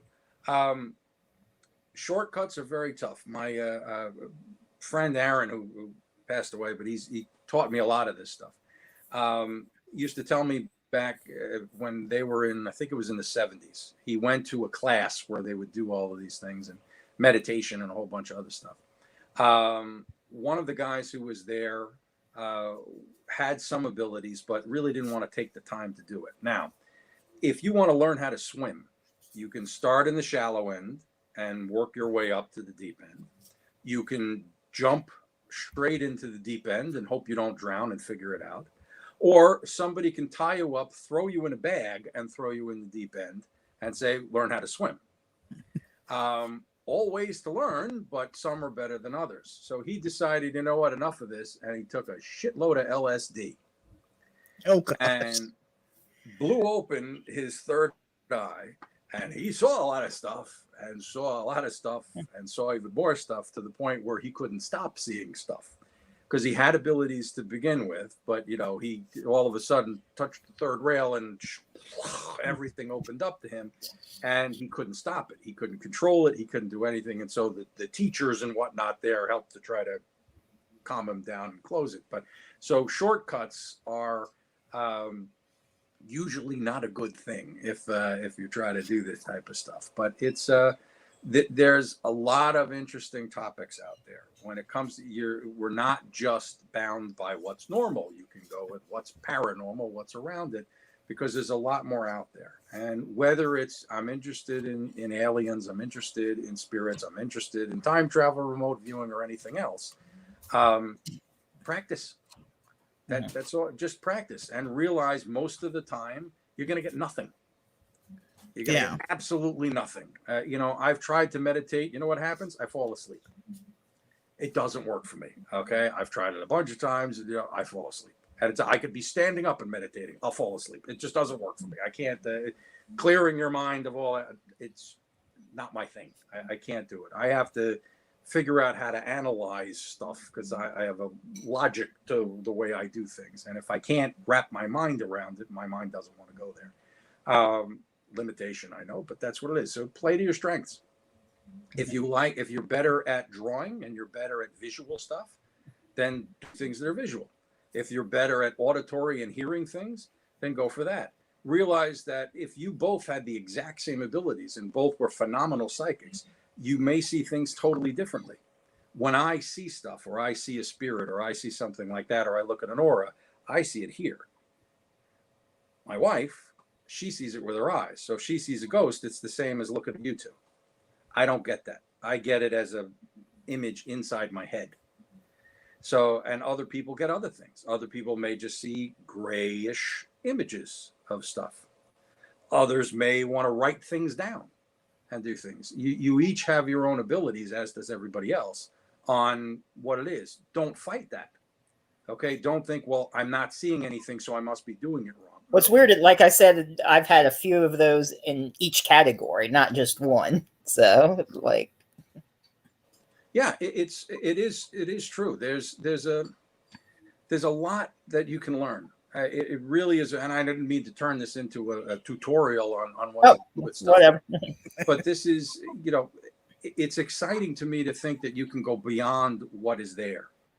And as cool as it is that Shatner went to space at age 90, which is damn cool, actually. Yes, that was epic. And he's back now, isn't he? Yeah, it was a 10-minute trip. This was just really? Trip. Yeah. It was brief. It was just bepping. Yeah. Oh, I thought he went longer than 10 minutes. No, but 10 minutes. They went official. There's a line, I forgot what it's called, where you are officially in space when you pass that point. They went past that point. They were up for 10 minutes. Experience weightlessness. Got to look at the Earth. He's like, oh boy, oh. Yeah. it was funny. If you watch that video, it was beautiful to see, and God bless him. I mean, I'm a huge Star Trek fan, so Shatner could do no wrong. So I think that was great. But going to another Star Trek reference as well at the end of The Next Generation. For those who know, Q goes up to Picard at the end and says, for that brief moment when you experienced the paradox in the show. That's when your mind was open to all kinds of things. And that's where your exploration lies, is not in charting star systems, but in the charting the realities of existence. And I think that's where we can go now. You can do a lot of that stuff now. And again, the more you want to see, the more you will. And it can scare the hell out of you. Sometimes, yeah. Yeah, but you do have to set boundaries. Again, my friend Aaron, I said, well, why do you turn? Because he would be able to turn his abilities on and off. I said, why would you turn it off? He's like, because if I'm driving down the highway, I don't need a dead guy sitting on my lap in front of me trying to talk to me while I'm trying to drive. I said, oh, okay, well, that's a valid point. So that reminds me of a story, which I don't remember if this actually happened or if it was a dream. But the town I grew up in, it was under 40,000 people. And then my aunt lived in a rural town. It was like 20 minutes away, and we'd go visit on certain holidays. And we were driving back. And I remember before hitting our town, it was like right on the outskirts. there was like, I remember seeing what looked like a Native American guy standing on the side of the road. Now, I don't know if there was an actual person there or if it was part of my imagination or if it was a spirit, because I don't remember ever bringing it up. I remember I was young. I couldn't say how old I was. Okay. But I remember seeing the person on the side of the road, and I never knew if that person was real or not. So I never counted that as a ghost experience. I've always just counted the one that happened at the other house as the ghost experience, because I never really thought about that person being real or not until I actually started like seeing weird crap. Well, and you never know. I had, I was driving along a mountain road. This was by West Point in New York, but there are a lot of mountain roads there that are really, there's nothing too much around it for miles.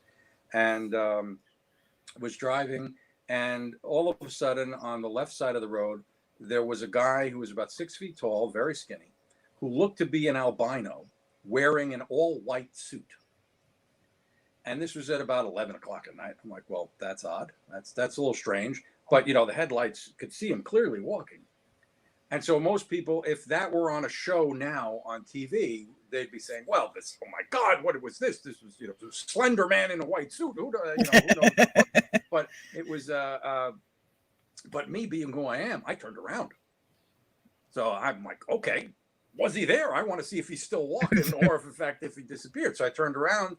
And he was walking, and it just turned to be some guy who was very pale, wearing a white suit at 11 o'clock at night. It's okay, so not everything is paranormal that you might think is paranormal. There's just a lot of strange people in the world. Okay, so that's you never know. So that is true. Yeah. So, but again, this should be an enjoyable experience for everybody. Nothing like this should ever be a chore. It's something that you voluntarily want to try and want to get into. So, if you're not having fun with it, why the hell do it? Right. Go and enjoy. And if again, whatever your intention is, if it's, I want to go out and help people and I want to do that, I want to make the world a better place. Well, good for you. Okay. No, you know what? I want to have fun at parties. I want to be the guy. Yeah. Hey, you know what? I know you. Yeah, that's it. Oh, and start pulling things out of the air as a Vegas psychic kind of a thing. Or I'm a deep thinker and I just want to explore the universe and see what humanity is capable of. Whatever it may be, doesn't matter. That's up to you. But do it because it's something that you enjoy. It's something that you'll find value in. I do it also, one, because not only does it help with just general sense of who I am, but I use it in business. I've been in sales all my life. So, think of it this way. If you could not necessarily read the guy's mind, but if you could pick up on cues that he's putting out, just like I could sense stuff off of you, am I close to signing the deal? What do I need to do on this? Is he hesitating? Where am I going with this? I'm getting the sense that he's something about sports. Let's bring up sports.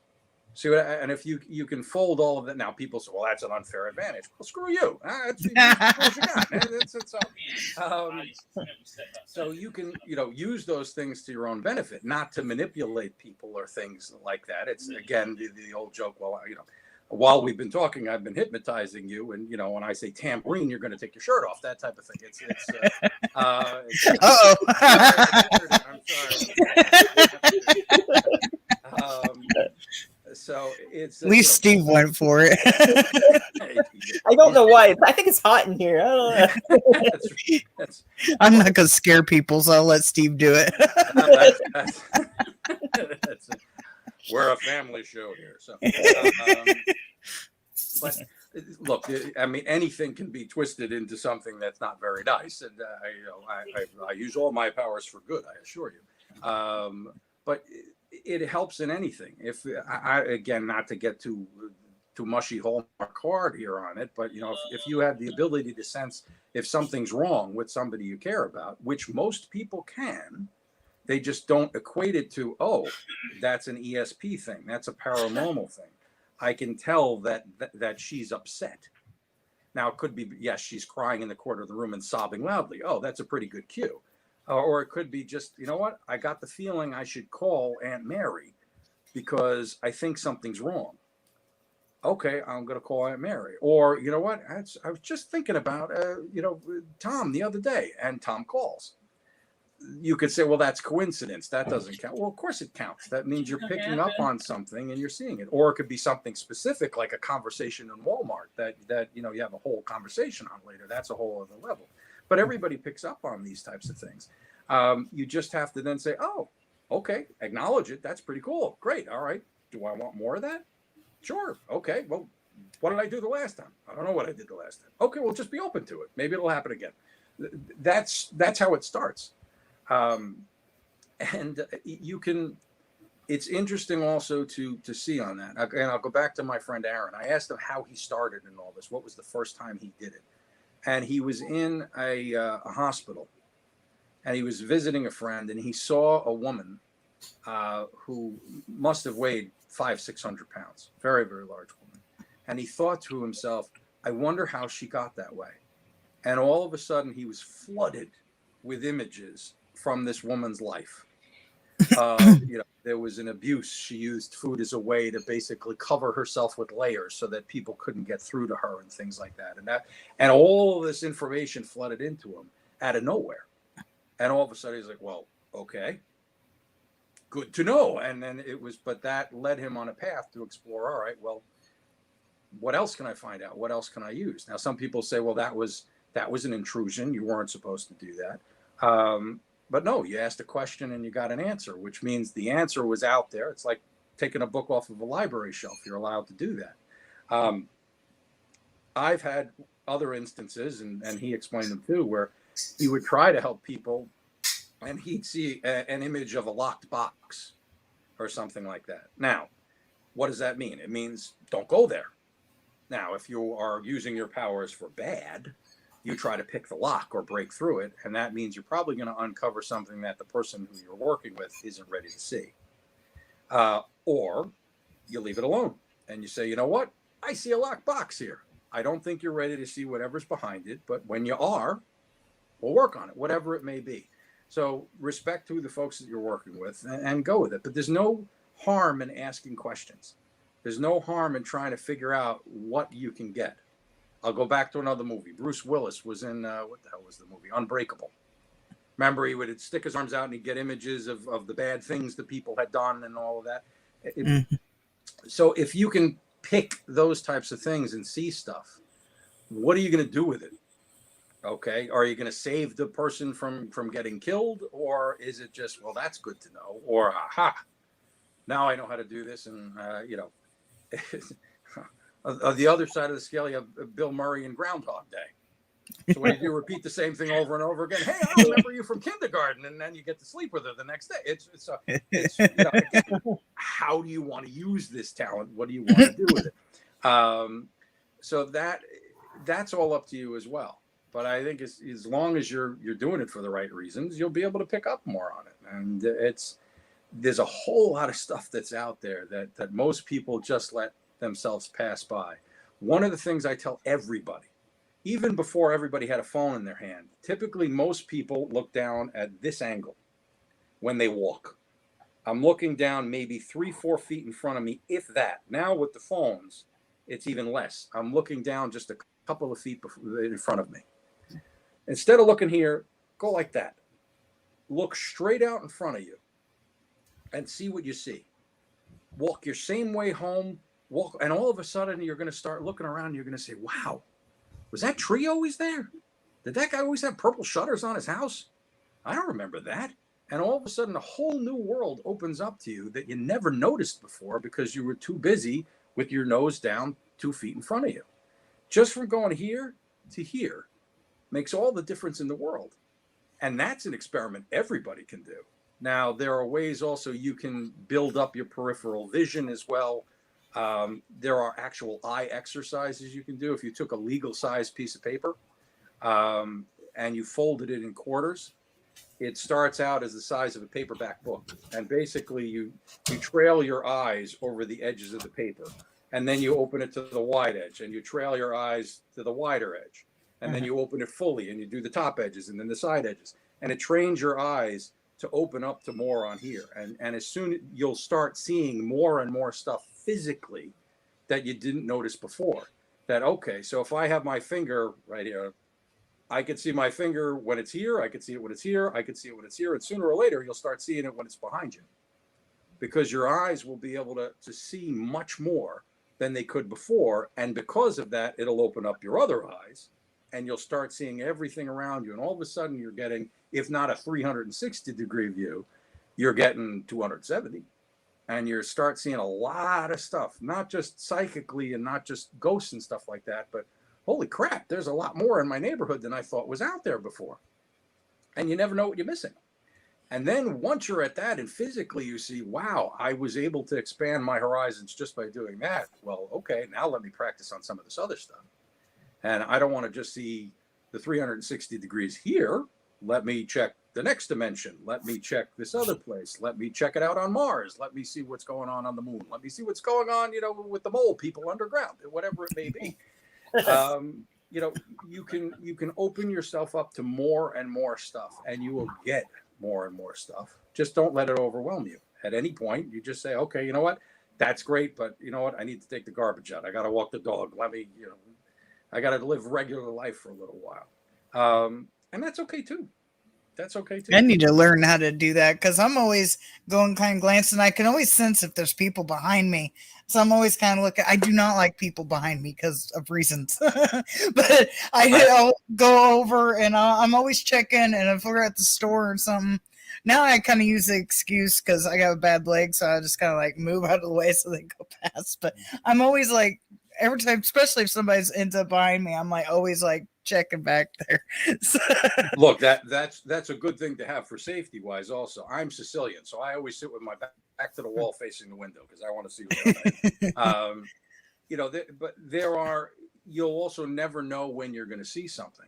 There was I was in a restaurant and my ex, who also had abilities but had no idea how to really control them. She had talent, but she didn't want to develop it. But we were in a restaurant. We had to leave because she saw two very large dogs that were not happy. And the entire time we were sitting, she was on edge because she thought these dogs were going to attack at any point. Now, I didn't see the dogs, but I could tell something was going on. And so we left. So when you open yourself up for things, you never know what you're going to see. I think the last time we talked also that, I was down wherever it was, New Hope, Pennsylvania, one of these towns where there's all kinds of antiques going on. And in front of one of the stores was what I could only describe as a demon dog. I mean, this thing was just a massive, massive dog that was sitting there that did not look like any real dog. This thing was just huge, devil kind of a thing. And it was guarding the entrance to this place. And I saw it, and it saw me. And it was looking dead at me, saying, "Go ahead, I dare you." And I said, "Okay, I'm not stupid. I'm not going to do that." And so crossed the street, gave it a wide berth, and kept walking. And I didn't walk down that street another time. So, there also comes a point where like, well, gee, maybe if I just poke at it a little bit, what'll happen? And so that's when stuff, starts to go wrong and you start having a horror movie. And it was, my wife and I went to another place. I told this last time also, where the medium who was doing it had some weird stuff going on with her. And we both saw things. And in there, again, I'm trying to pick up on what it is. And this creature came out of the back of the medium and stared dead at me and screamed, "Do not embarrass me in my own house." Now, it was her, just some weird demonic version of her. There was something very dark about this lady. But in her house also, the kids used to sleep upstairs. There was another version of her, a grandmotherly older person, that's how I perceived it, who was guarding the wing to the kids. Don't go there. There was an attic where my wife, current, was saying, the attic is screaming, "Do not go up there." And I'm like, come on, what's the worst that can happen? We'll go up and we'll do it. So she wouldn't let me go up. So we would. So yes, your own stupidity can get in your own way sometimes, and again, that's how you wind up as shredded cheese on a plate somewhere because the devil ate your soul. So so you need to be aware of those things. If somebody is giving you a warning, you might want to listen on what it is. I know this place I used to work, I'd always have to close, and they'd make us close by ourselves. And I kind of don't really like that because of something else had happened. But anyway, I had to do it no matter what. So we'd shut off all the lights, and I always felt like something was watching me in this hallway. I'd set the alarm, and I was going as fast as I could from the alarm that was behind the front counter to the door. And sometimes I just felt like something was rushing on me and was going to get me. But I had experiences, and that was like the only business that I can remember that I had experiences in. They would tease me because I would, say that the place was haunted. Well, but look, everybody gets there are things where I'll go into different antique places, and what'll happen is if there's something around that's interacting with me, even if I can't tell it, my hand and my arm will swell physically to the point where if on the rare occasions I'm wearing a watch, the watch I'll have to take off because it's too tight. My hand will blow up. Sometimes it'll blow up all the way to my elbow. And I can wave my hand in a certain spot and it'll start blowing up, and I move it away and the swelling goes down. And so I know that, again, magic wand, you don't need it. It's just, for me, in some cases, that happens. And it doesn't mean that it's good or bad. It just means there's something attached to whatever that object is. And, do we really want to buy that? So those are the things. You'll get your own cues on that. It doesn't mean that your arm's going to blow up like Popeyes, but it means that you may just get a weird sensation in the back of your neck, or the hairs standing up on the back of your neck when you're telling a story, or I saw something really weird, or maybe it's got a weird glow around it. An aura. A lot of people go on about, I'd love to see auras.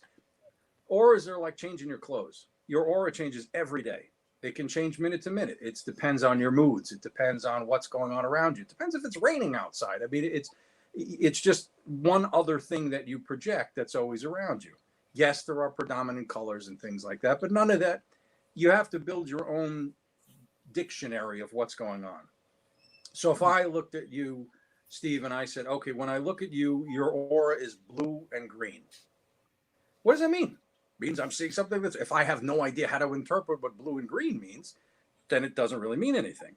If I look at you and I say, okay, well, your aura is more in reddish tans. Why is that? Well, some people look at that and say because her hair is reflecting on the back and you can see reds there. The easiest way, here's an experiment if you want to see an aura. Have somebody stand in front of a white wall and just kind of gaze at them, and you'll start to see, physically, you'll start to see that there is almost a halo around the person. Typically 2 to 6 inches outside of their body. And for most people, they'll just look white. And against a white wall, you'll be able to see that. And this happens all the time for people in business meetings. You got some guy who's up on stage or up in front of a whiteboard, and all of a sudden you start seeing these hazy images of things that are around folks. And most people don't pay any attention to them because either they're bored or they're seeing things and they don't worry about it. But that's the beginnings of an aura. You can dig deep into an aura, and there are people that read auras to try to get more stuff. But it's not that the stuff is in the aura. They're just using the aura as the magic wand. I'm focusing my attention, and now I can get other information about you. But again, everybody's got their own dictionary on stuff. So I was doing a reading for a friend, and I never charge for any of these things because I don't know what the hell I'm doing. So, but it's just for fun.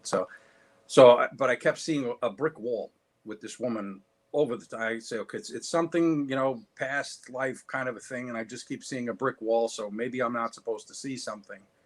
And I didn't know what to interpret it. And so, I asked my friend Aaron, I'm like, well, when you look at this lady, here's her name, what do you see? He's like, well, yeah, I see the brick wall that you're talking about. What does it mean? It means that she was in a construction accident and got killed by a brick wall. I'm like, oh, okay. Well, so that's, so,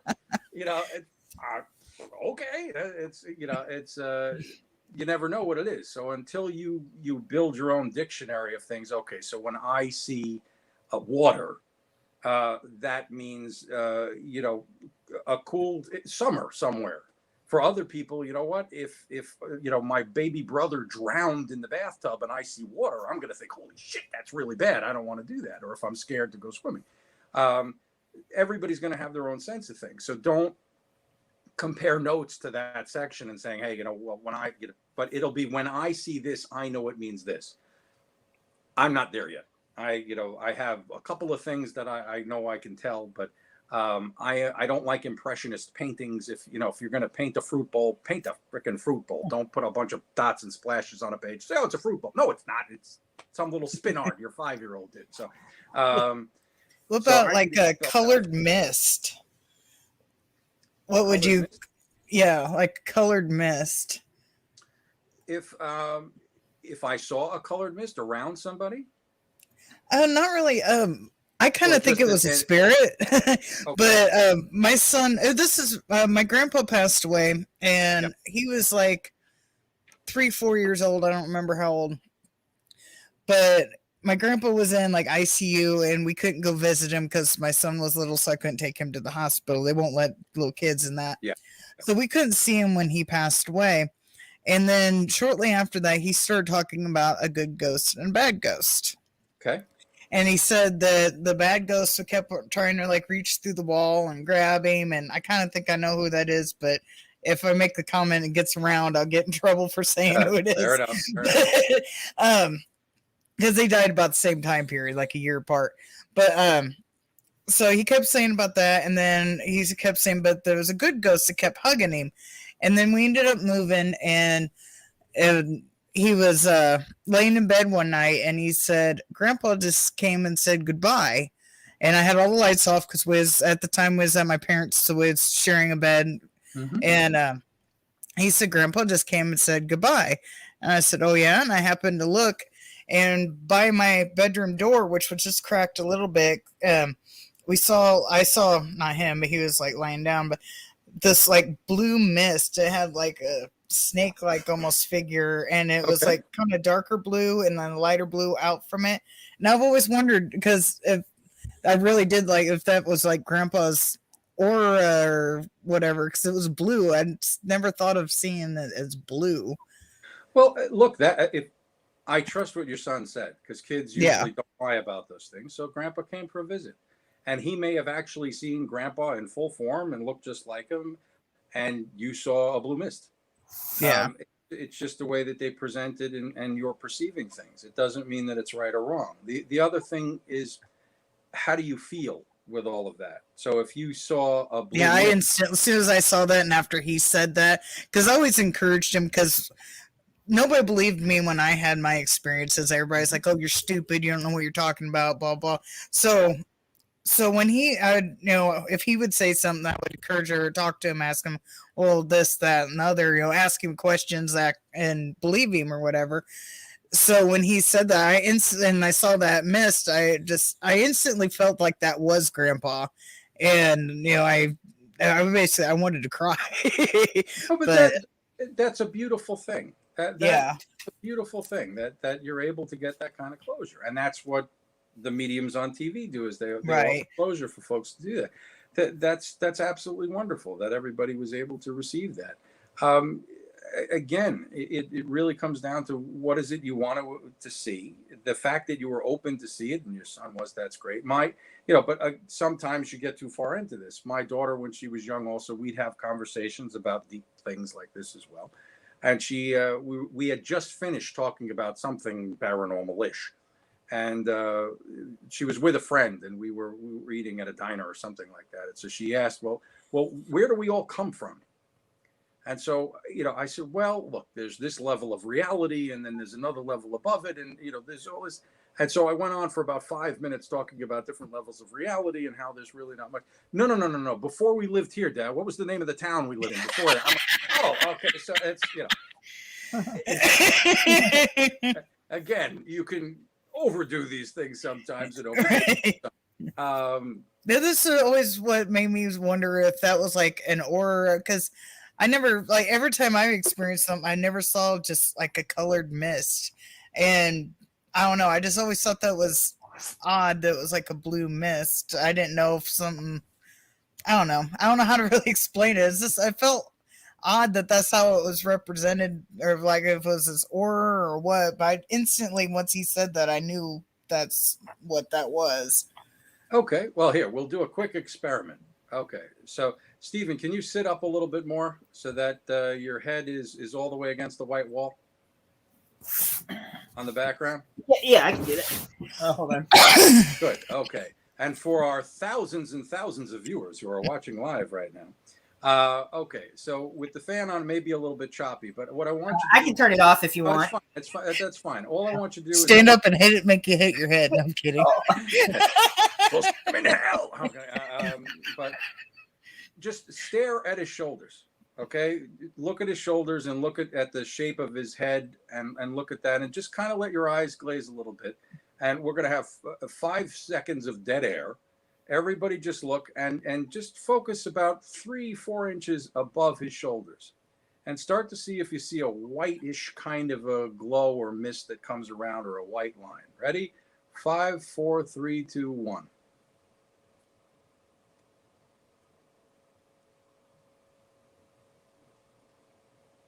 I see Okay. it. Yeah. I see it, actually. I do. Good. Okay. Now, that's simple experiment.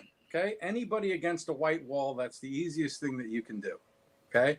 And so what does that mean in the scheme of things? Absolutely nothing. It just means you were able to pick up on something that most people see but don't acknowledge. They don't take it in. Did you learn anything from that? What you learned is that, okay, there's other stuff there that if you concentrate on it, you're going to be able to see. But, you know, you're not going to get laser vision. You're not going to do anything like that. But it's a first step. And that's an easy thing that everybody can do to say, oh, maybe I do have a little bit of abilities. Maybe there is something here that I can do. It was like a white light, kind of like curved a little bit. I saw. That's what I saw. Yeah, it matched it. All it does is it follows your body outline. So mine is round, where everybody else might be a little bit different. But it's, and your aura can project on your personality as well. So there will be times where, you know, even before somebody walks into a room, the energy changes, good or bad.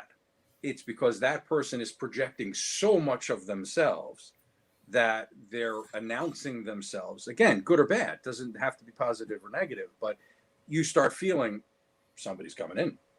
Oh, somebody's coming in. Somebody's coming in. Yeah, but you start picking up on those types of cues. And again, it all comes back. The more you do, the more you're going to get. They're interesting things to do, but that's about it. Now, can you make a living doing that? Some people can. Do you want to? That's a whole other thing. I would think it would be very, very exhausting to have to deal with dead people all day and giving messages, because then you turn into Whoopi Goldberg from Ghost, where, you know, the ghosts are kind of, hey, me next, I'm on. Or like the TV show, The Ghost Whisperer. Yes. I was a big fan of A new ghost every week. Because Jennifer Love Hewitt is an enormously talented actress, and so I was very happy with her assets. And you were very happy with her abilities. So was I. So, but it's I kind of wondered if he was going with that, and then when you said the second one, I was like, I gotcha. But actually, Ghost Whisperer was a decent show. The ending of it was a little weird, but it was a good show. I watched, and I watched Medium also. Yeah. You know, it was, as far as pretty actresses are concerned, in my opinion, she was on the other side of the scale of Jennifer Love Hewitt, but no offense to her. It was a good show. It was a good drama, and I thought they did a good job of showing a lot of stuff on what you can do. So, you know, again, if you want to go out and fight crime, and there are plenty of psychics that do that, find missing people, try to figure out a cold case and come up with, you know, who killed John Benet Ramsey. It was the dad, by the way. But these are the types of things that you can do with this. But again, it really comes down to what it is that you want to learn how to do. And it's the same with UFOs. It's the same with any of that type of stuff. Just put the intention out there. Hey, love to see you guys. You know, anybody answering? And sometimes you'll get a message like you both have talked about. I had one where I was on a bus in Manhattan, and all of a sudden I heard a voice yelling in some other language that I think was a Germanic language, but the closest I could come to it was Toya Berech Du. Now, somewhere in there, Berecht, or one of them means something about a gift or something like that. But I kept hearing this, and I just thought somebody was screaming behind me, and it was in the city, so you don't really pay attention to any of that stuff. And then it was louder. And again, I'm like, who the hell is this? And then it was loud enough, obvious this was meant for me. And I was in high school at the time. And I'm like, okay, what do I do with that? I still have no clue who it was, why it was there. And I'm very good with sounds. In my head, at least, I can repeat any sound that I've heard. So if somebody talks, I can pull it back and hear their voice. This one I can't. Even back then, I could not repeat the voice in my head. I can repeat the intention of it. I can repeat the loudness of it, but I can't get the actual voice of what it was. But it was a very, baritone voice of God, kind of like what I do, that kind of a thing. I can't match it exactly in my head. But here it is, almost 40 years later, and I still have no clue what it meant. So that's what you're in for. If you do, you'll uncover, you're always going to get lots and lots more questions than you will ever get answers. But if that excites you, and that's something that you find intriguing, then you'll get a lot more questions and you'll start thinking out a lot more. And depending, again, where your technology bent is, I'm a tech nerd and a geek. I think one of the greatest things is quantum mechanics and quantum computers, because that kind of marries what science is and what magic is. Because now all of a sudden very, very briefly on this, when you have a quantum computer, what happens is that a qubit, as opposed to a regular bit, has some sort of information that needs to be transferred to the next bit. And what happens is there's an instant transference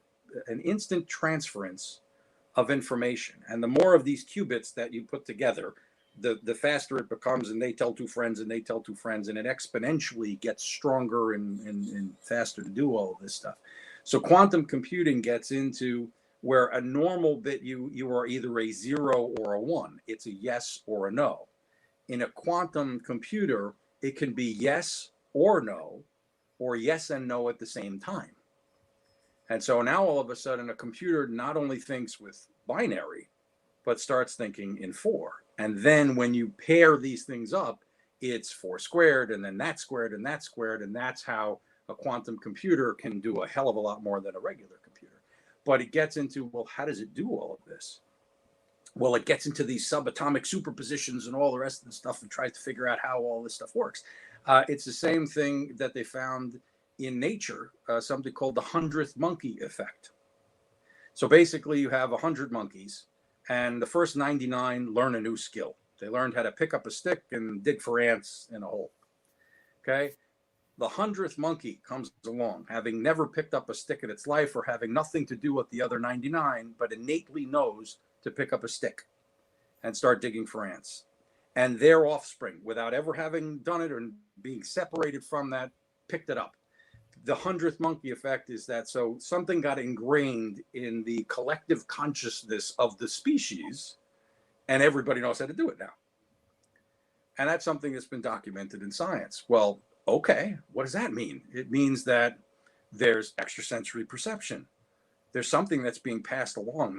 They didn't write manuals on how to do this. The monkeys didn't watch other monkeys how to do this. They just knew how to do it. There are examples like that in science and in nature all the time. Also with people, you had, when calculus was invented, it was invented on separate parts of the world by two guys at the same time. They both all of a sudden came up with a whole new set of math at one specific point in history. Well, how does that happen? Are they pulling it down from some sort of cloud of knowledge, and they're pulling it down and doing it at the same time? Well, that kind of makes sense. So yeah. Very deep topics for the House of Horrors today. But I don't know. For some reason, I feel like I have to talk about this story. Please. But there was a psychic that I went to many years ago. I couldn't tell you like what year or anything, but my cousin had went missing, and he was missing for a long time. We'll say at least 5 years, if not more. And in that time period, his dad passed away, my grandma passed away, and before grandma passed away, we would talk. It was like, he's not dead. We know he's out there somewhere. And then his dad passed away first, and with like, no, he would have came back, but I was like, no, he's not dead. So, and then grandma passed away, and we was like, there's no way he's just not coming back. But a lot of people in the family is like, oh, he's dead. And I'm like, no. So I took a picture. I went to this lady who was a psychic that was in another town not far away. Okay. And she confirmed, she's like, no, he's not dead. And he's either in one of 3 states. And one was like New Mexico, one was California, and I don't remember what the third one was. And so I got to think about it, and I was like, well, we have some family in California. That's kind of risky. Wouldn't be there. And I forget what the state that I can't remember. I ruled that out for some reason, something similar to that. And then I was like, I bet he's in New Mexico, and was talking about it with other family, and they're like, no. Well, he ends up coming back. He was gay, and he was afraid to tell the family, so Okay. he just up and disappeared. Yep. And then his boyfriend finally talked him into go see your family. Yep. So thank God for him, he finally came back. So, and I told my cousin about what happened. I took his picture to the psychic. He's like, why would you do that? And then literally, then he went back to the state, and it's New Mexico. He lives with his boyfriend, and I think they're married now. I don't remember, but he's never talked to me since. In that one like week time period that he came back to see all the family, and then he went back, and I've tried like reaching out. I've had my aunt like give him like email address and stuff, and he won't talk to me no more because I figured out where he was, kind of state. Everybody reacts differently to different things. And so it's, again, just like the woman I was talking about who was covering up.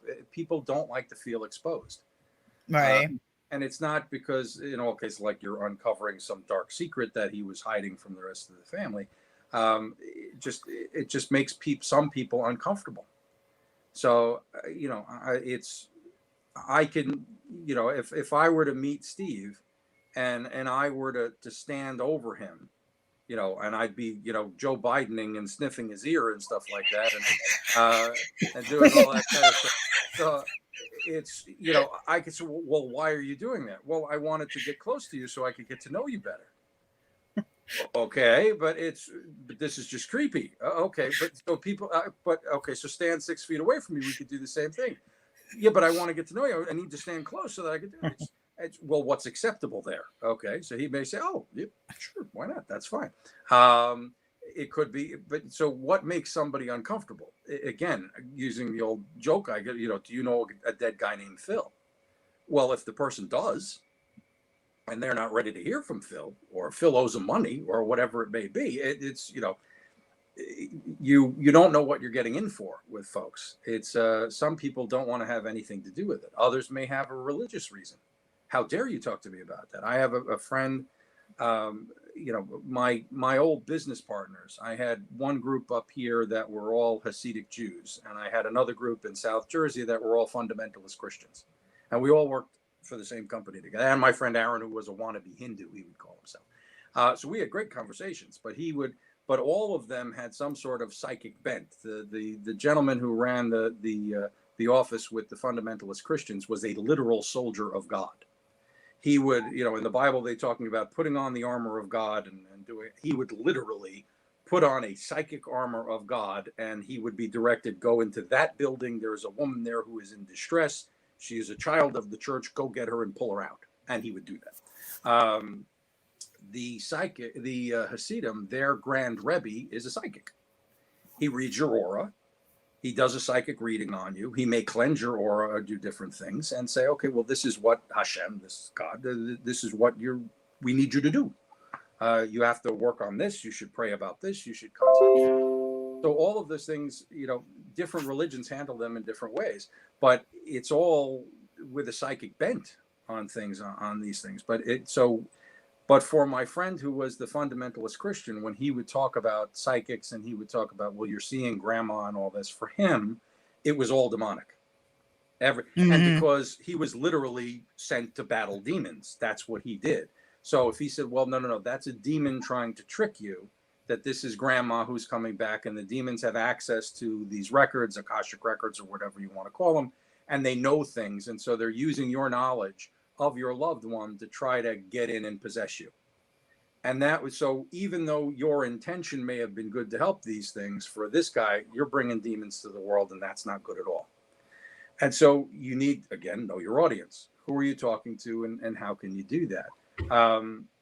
One other thing with that group as well, in other realms, just like you could create something here with paper and pen or whatnot, or build a model or whatever, you can do the same thing psychically, and they're called thought forms. And those thought forms, unlike a model here, can be alive in those other realms. So if enough people, for instance, Slenderman is a perfect example of that. And I'm sorry, it's Slender Man. I made him Jewish. He's Slenderman. But Slenderman is a perfect example of that, because enough people poured their intention into this creature that's real, that all of a sudden you start having Slenderman sightings. And it's even made some of the TV shows. This looks just like Slenderman. Well, he was same with the rake. Exactly. So when something gets into pop culture enough, it can be. So on some realm, Freddy Krueger, Jason, all the rest, they're hanging out. And they're doing things because enough people have thought about them. Now, they're not going to come through your dreams and kill you here, but can you tap into those realms? Sure. Sure you can. Do they hang out after the people are gone? Yeah. If enough people have given them enough power to kind of hang out for a while. And some of that is, we were looking for a new office space down in New Jersey with this group. And my friend Aaron is in there, and he's staring in a corner, and he's saying, well, there's some sort of weird creature here. I said, well, what is it? It's like, well, it's like somebody created a 3-foot teddy bear that's alive. And this poor thing just wants to be loved. It's hanging out. Whoever used to live here is gone for many years. But this thought form of this teddy bear still was there, never decided to leave. But it could see Aaron. So it went over and started hugging his leg and all the rest. And I'm squinting. I'm like, I can't see a damn thing. What the hell is he talking about? Well, our soldier of God friend comes in about 10 minutes later. And the first thing he says, he points at Aaron's leg and says, who's your friend? And so I'm blown away by this. So everybody can come at it from different angles, but seeing the same thing. So there are these other realms that are out there that you can do. There was a cemetery near me where over one of the graves, I saw a blue column, swirling column of light that stayed for a long time. And I asked my friend Aaron about it. He's like, well, it's kind of a portal. He's like, if it's red, don't go in it. He's like, blue. Did you try to go in? I'm like, well, no.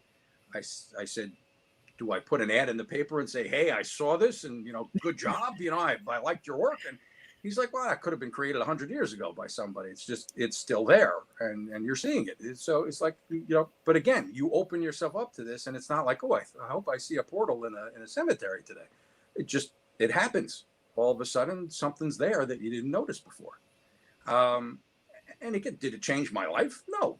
Did I go in and explore? No. But took note of it. Interesting. Okay. But that opens up 1,000 other questions that if you want, you can go down. Otherwise, you could say, I'm late for work. And okay, fine. That was great. Somebody built the portal there. Terrific. Good for them. It really depends on what you're looking to do. And again, how you want to handle things. There was You've been very quiet, Steve. Yes, please. No, I was just about to say something actually. There was a picture that my mom's friend took, and I don't remember if it was near a cemetery or not, but in the tree, if you look at the picture, literally you can see faces in the tree. It was really interesting. Good.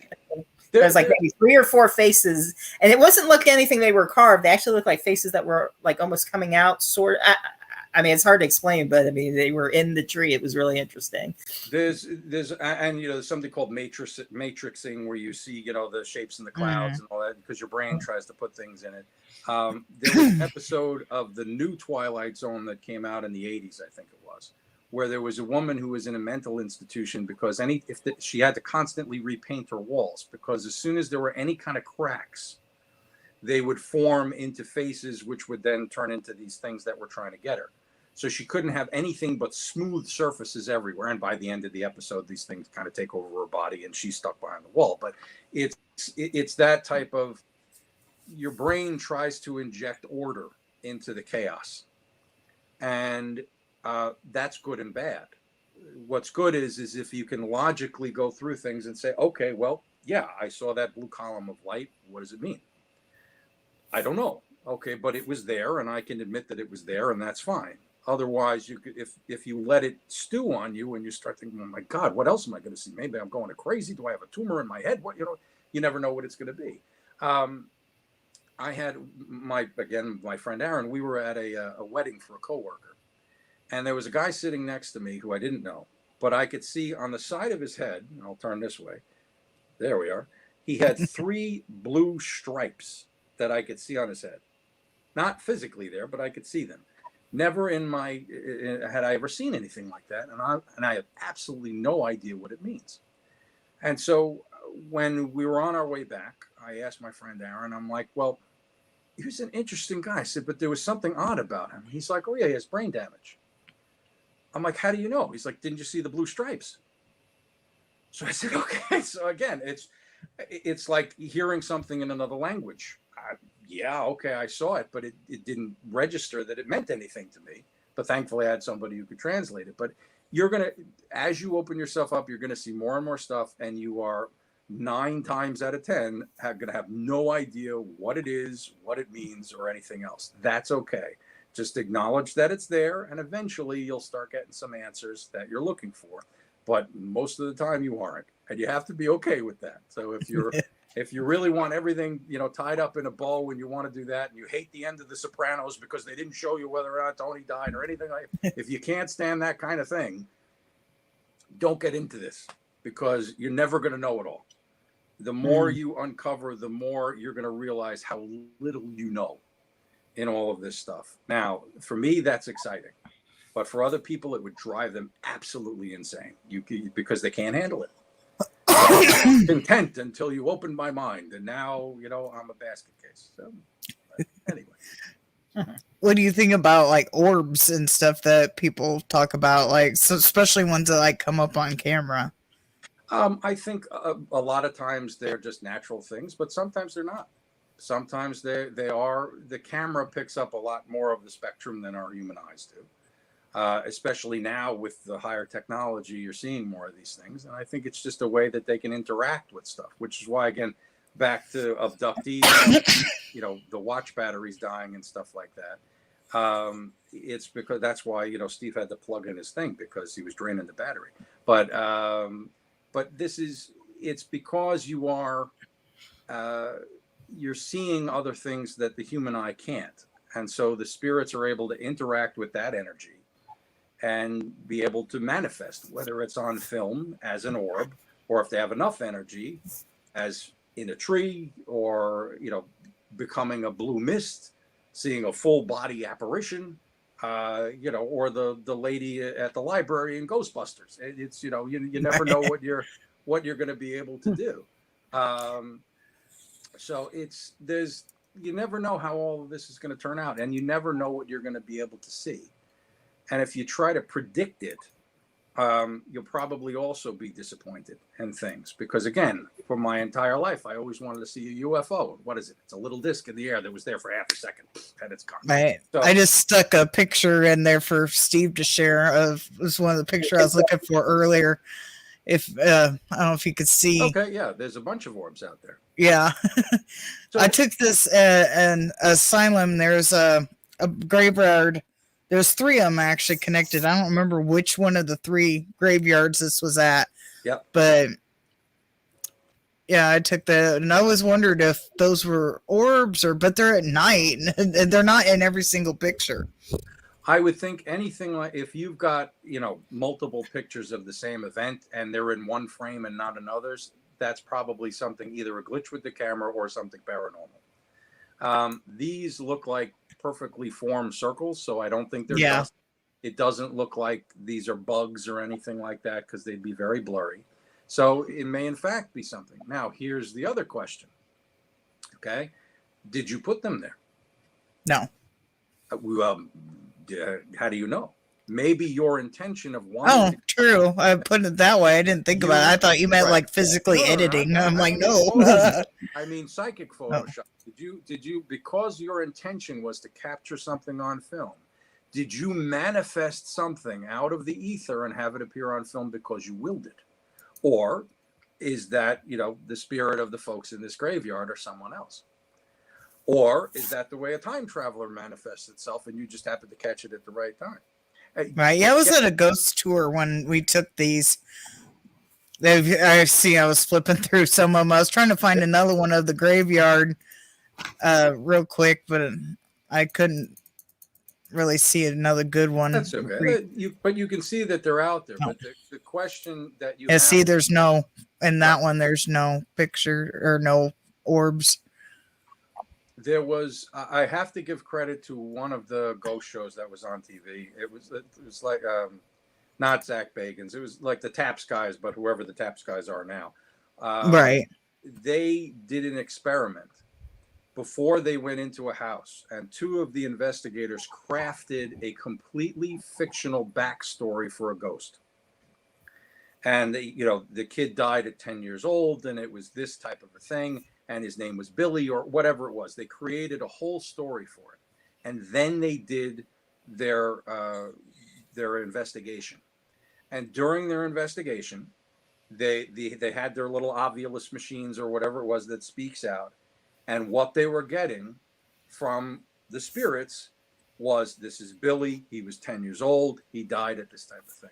And so to their credit, they realized, holy crap, have we been causing everything that we've done on the show in these investigations? Are we actually seeing stuff that's here? Or is it because our intention was so strong to put this out there that it manifested itself because we willed it?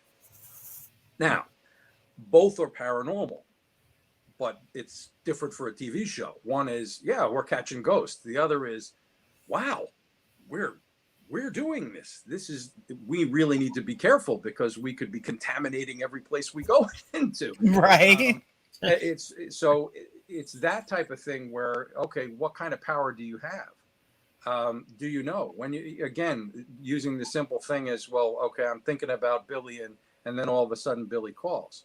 Well, is that ESP, or did you tune into a future version of yourself through some sort of remote viewing time travel to a point where after Billy called and then just simply remembered that he called, but pulled it down into the present?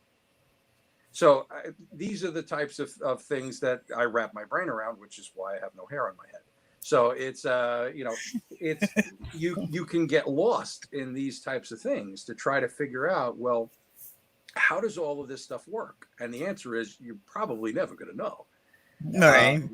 And again, that could either drive you crazy or, cool, I want to show me more. What else can I do here? What else can I not learn about? Show me more. Exactly. How stupid am I really? Wow, I'm even stupider than I thought. Well, okay, great. Let me see what else we can do. So it's those are the types of things you have to look for. So if you go in wanting to know that, well, what's the answer to, all things in the universe? And it's 42, of course. But other than that, is it what do you do with that knowledge? Where does it get you?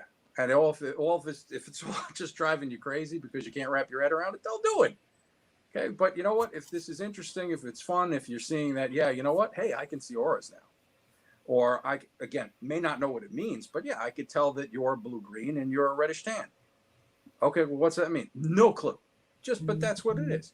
And other times things will pop out of the air. I had my own office at one point that was in the middle of nowhere. And it seemed wherever I went, people would start talking about psychic things. So I brought it out of people. So, it was first time meeting somebody, we'd invariably talk about UFOs or psychic experiences or stuff like that. So there was a guy who I met who told me that he was very, very good at reading auras. And that was his thing. And so in my head, I thought, well, gee, I wonder what he sees when he looks at me. And I instantly got a view from his point of view. And in my head, I'm seeing me looking with an aura around me, except I saw a big black thing stuck to my head. And I'm like, what the hell was that? And so I, again, went back to my friend Aaron, who was the person I went to on all this stuff. He said, well, that's a pretty high level thing. You're using, he called it the Atma, which is soul for that. He's just like, that's a high level thing to be able to put yourself and then see your own reflection. He's like, but good for you for doing it. He's like, the black thing, he's like, yeah, there's something on you. But he had never looked at it before. He's like, yeah, it's like a parasite. I'm like, a person? No, he's like, it's just something that's just sucking your energy because it can. I'm like, okay, how do I get rid of it? He's like, well, try getting up at, at sunrise, look at the sunrise and just kind of will it to go away. Now, while he's telling me this, the sun, which is going down, I was in a parking lot, but it was perfectly positioned in somebody's side view mirror on their car. So I'm looking at this sunrise going down in the mirror of the car, and I'm thinking to myself, go away. Whatever this thing is, go away. So after about 3 minutes of doing that, I called him back. I said, is it still there? He's like, no, what'd you do? And I told him what I did. So I'm like, oh, okay, good for you. I'm glad you didn't take my advice and have to get up a bit. So again, it's intention. Once you see something's there, if you don't want it, get rid of it. But, why was it doing that? I have no idea. Did I put out there, hey, any energy vampires out there? Hey, I'm available. No clue. If you're hungry.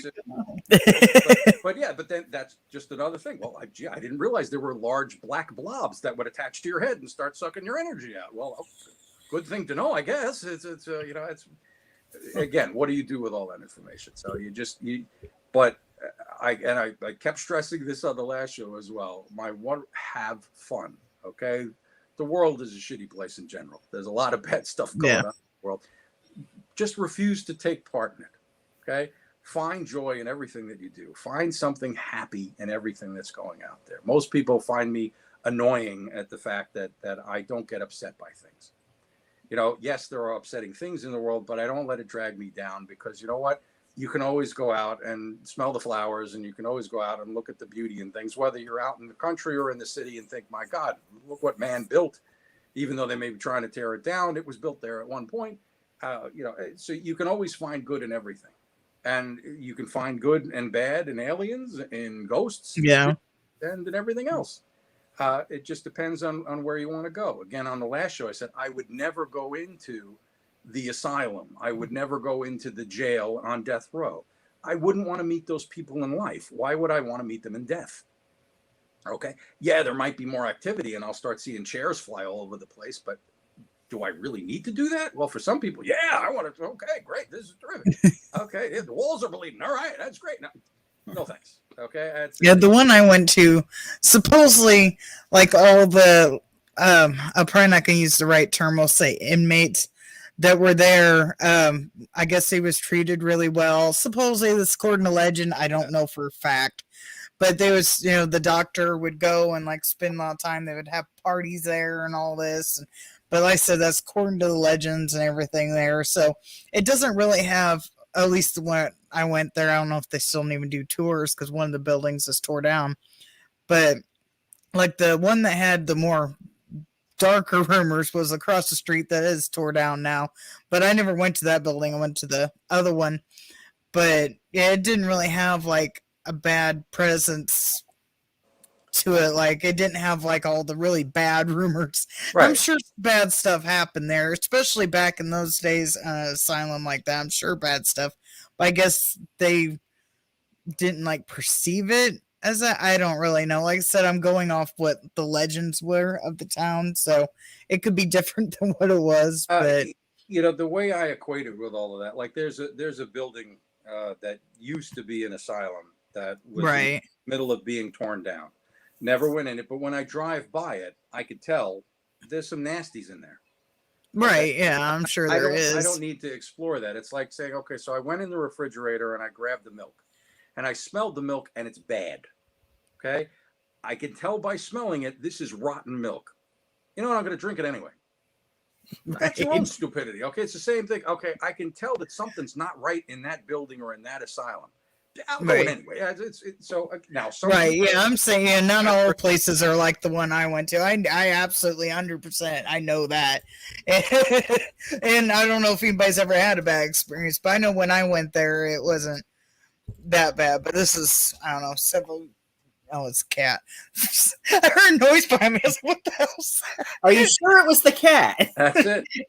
Yeah, I'm sure it's a cat. He's munching down on hard food.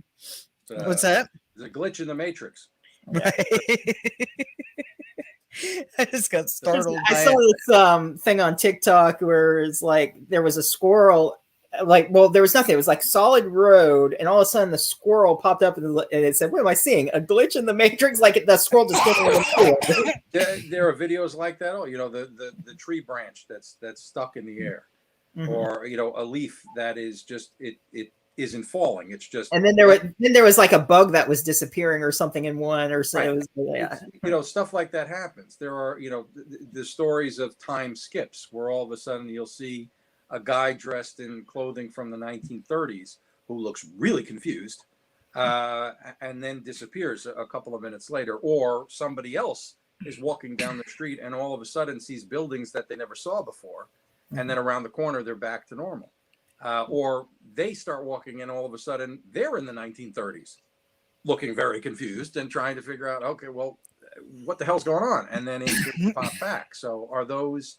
psychotic breaks? Are they dreams and fantasies? Is it different time streams or parallel universes that are just intersecting at a certain point? Who the hell knows? But you know what? Could be kind of cool to explore.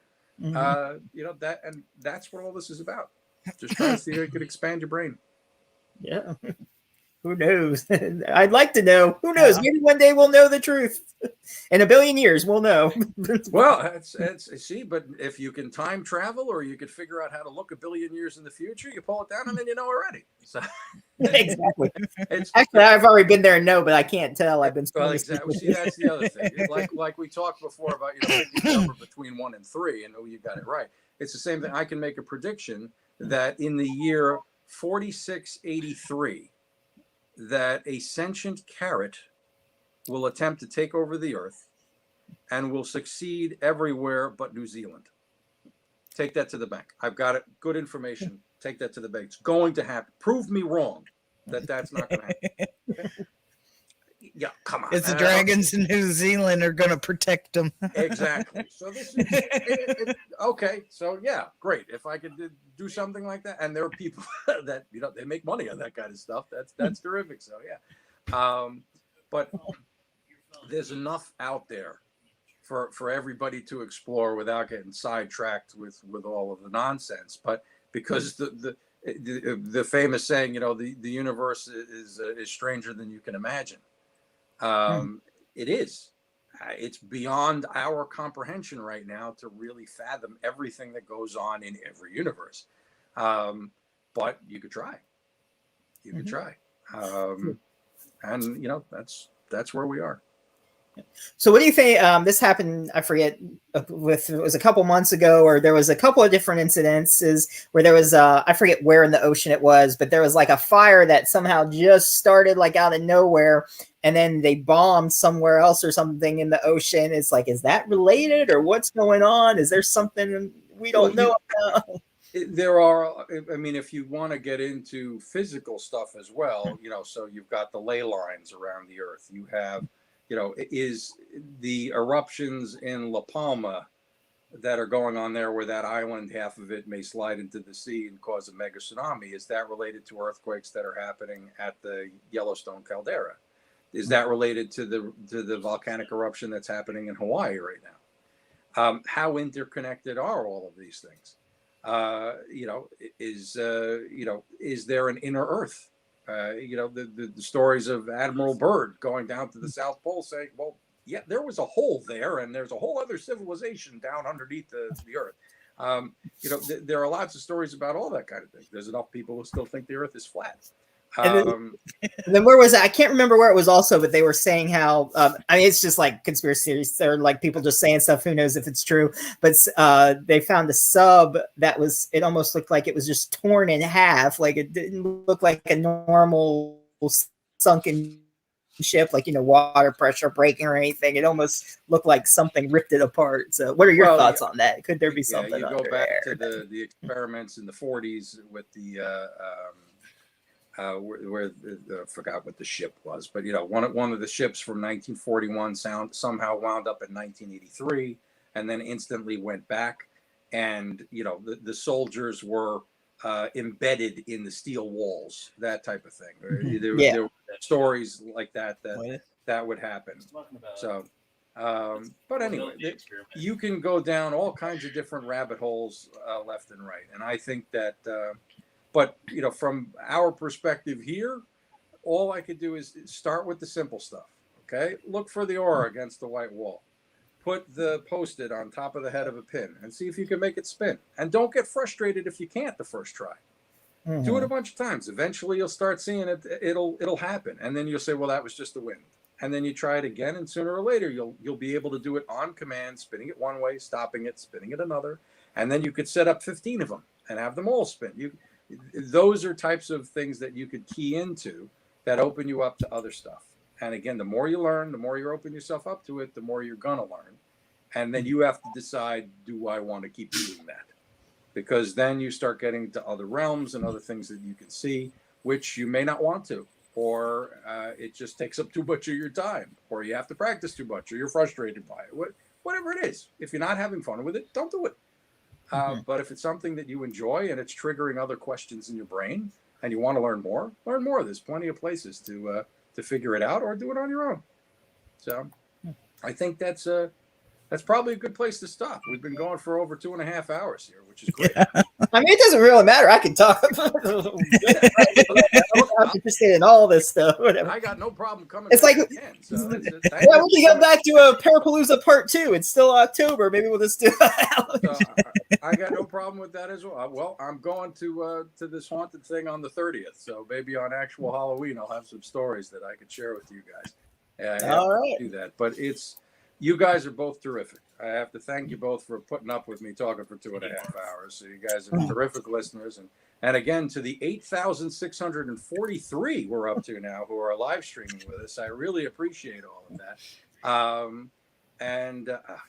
See that? They just changed the timeline and the viewers went down. That's apology.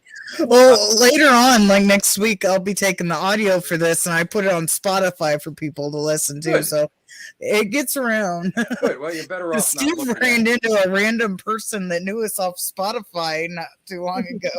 Well, I gave her my card. She's like, are you on Spotify? And I'm like, actually, yes. Good for you. That's true. See, you never know what's going to happen with any of that stuff. But it's just, if you really want to have fun with folks, again, depending on if you're going to a convention, you're going to Comic-Con, or you're going to one of the other cons for one of the horror things. Yep, I am next weekend. So, yeah, I'm going for Orlando. While you're there, take a step back. There's going to be plenty of white walls to look at. See what you can see. See who you can see. Try to key in on somebody. Get a sense of who you think you might be able to read the best. And try to just get information on them. Not that you have to go up to them and tell them what you're doing, unless you want to, and do actual experiments, but just see if you can get impressions. Now, you may not know if you were right or wrong, but at least you can try and say, oh, yeah, you know what? He has a sister. Oh, that one just, he's got a red car, or whatever it is. You may get something, you may get nothing, but at least those are little things that you can do all the time, just to try to hone the skills a little bit and see what you can pick up on stuff. It doesn't mean you have to start going to the casinos to play blackjack because you know what the next card's going to be. Although if you figure that out, please let me know how that goes. I did pick the lottery numbers one time. I was little. My dad told me to pick numbers as when you fill in the dots. Yeah. And my dad told me to pick the numbers. I told him what numbers to pick. And he wouldn't. He's like, no, those numbers are too close together. And he changed some of them. And every single number I picked, I never been able to do it again. Never been able to do it again. But every single number I picked ended up being the lotto. I don't remember what it was at the time. Let's say this was like 80s, so it probably wasn't that big. But yeah, I did that with my. If only he would have kept it what it was. It didn't change it. During a hypnosis session, I tried to bring her ahead once. And so I said, but the question I asked is, well, what are the numbers we should play? So she said, play these numbers. So we played the numbers. They didn't win. I didn't say, what are the numbers the winning numbers are going to be? I said, what are the numbers we should play? So those are the numbers we play. So I was right, but, I asked the wrong question. So it's, yes, again, using my powers for good, not for evil. It could be good if you donate some of the money, too. Be like, I promise I'll donate some, too. I've tried to make all of those deals with God lots of times. It's just, $1 million. I swear to God, please, sir. I swear to you, please. Exactly. You want half? You got to have whatever you just give me a taste. That's all. So, but like we'll do all of that too. I'll leave you with this also. If you are of a certain religious bent and you go to church especially Catholics. Catholics are different because when the priest actually does the blessings of the Eucharist and the wine, it is literally changing into the body and blood of Christ. And if you get a good priest and they know what they're doing, and you can actually see things come down into them and pass through them to do different things. And that happens with a lot of religious. It doesn't matter whether it's Catholicism, which is how I was raised, or anybody else. But if you like going to church, or you go to temple, or you do anything like that, take a look at who's up at the pulpit and try to do the same thing. See what kind of auras you get. Does it change while they're doing a sermon? Do you get other things from them? Do you sense that they're being backed up by somebody? Is something speaking through them? Those are areas that you can do as well. Now, again, you may also get something of the "don't embarrass me in my own house" kind of a thing, because you're not supposed to be doing that. But those are all things. Again, you're in a crowd. It doesn't matter. Pick somebody at random. And again, don't Joe Biden and stand below them and try to figure it out. Just take a look. I wonder what that person's about, and you figure it out from there. So that's what goes viral and how you get in trouble on these things, because you talk. So no sniffing when I go to Orlando. All right. He made me snort too. But anyway, okay. Guys, this has been an absolute blast. I can't thank you enough for having me on again and letting me spout off like this. This has been terrific. Hopefully you guys have had fun and somebody enjoys this. And if you want to go for it, go for it. And if anybody wants to chat, you know what? My email address, steve@stevesvoiceovers.com. Send me an email. I'm always happy to talk and help people if I can. So that's it. All right. Well, thank you very much again. It was fun. And I'm gonna fly attacking me. I'm sorry. We'll do a part 2, a Palooza part 2. So, but yeah, have a good time when you go out. Have fun in your tour.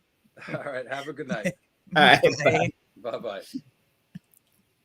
guys gonna have a part 2? I already know what you can talk about for part 2 if you want to interview that guy again. We can.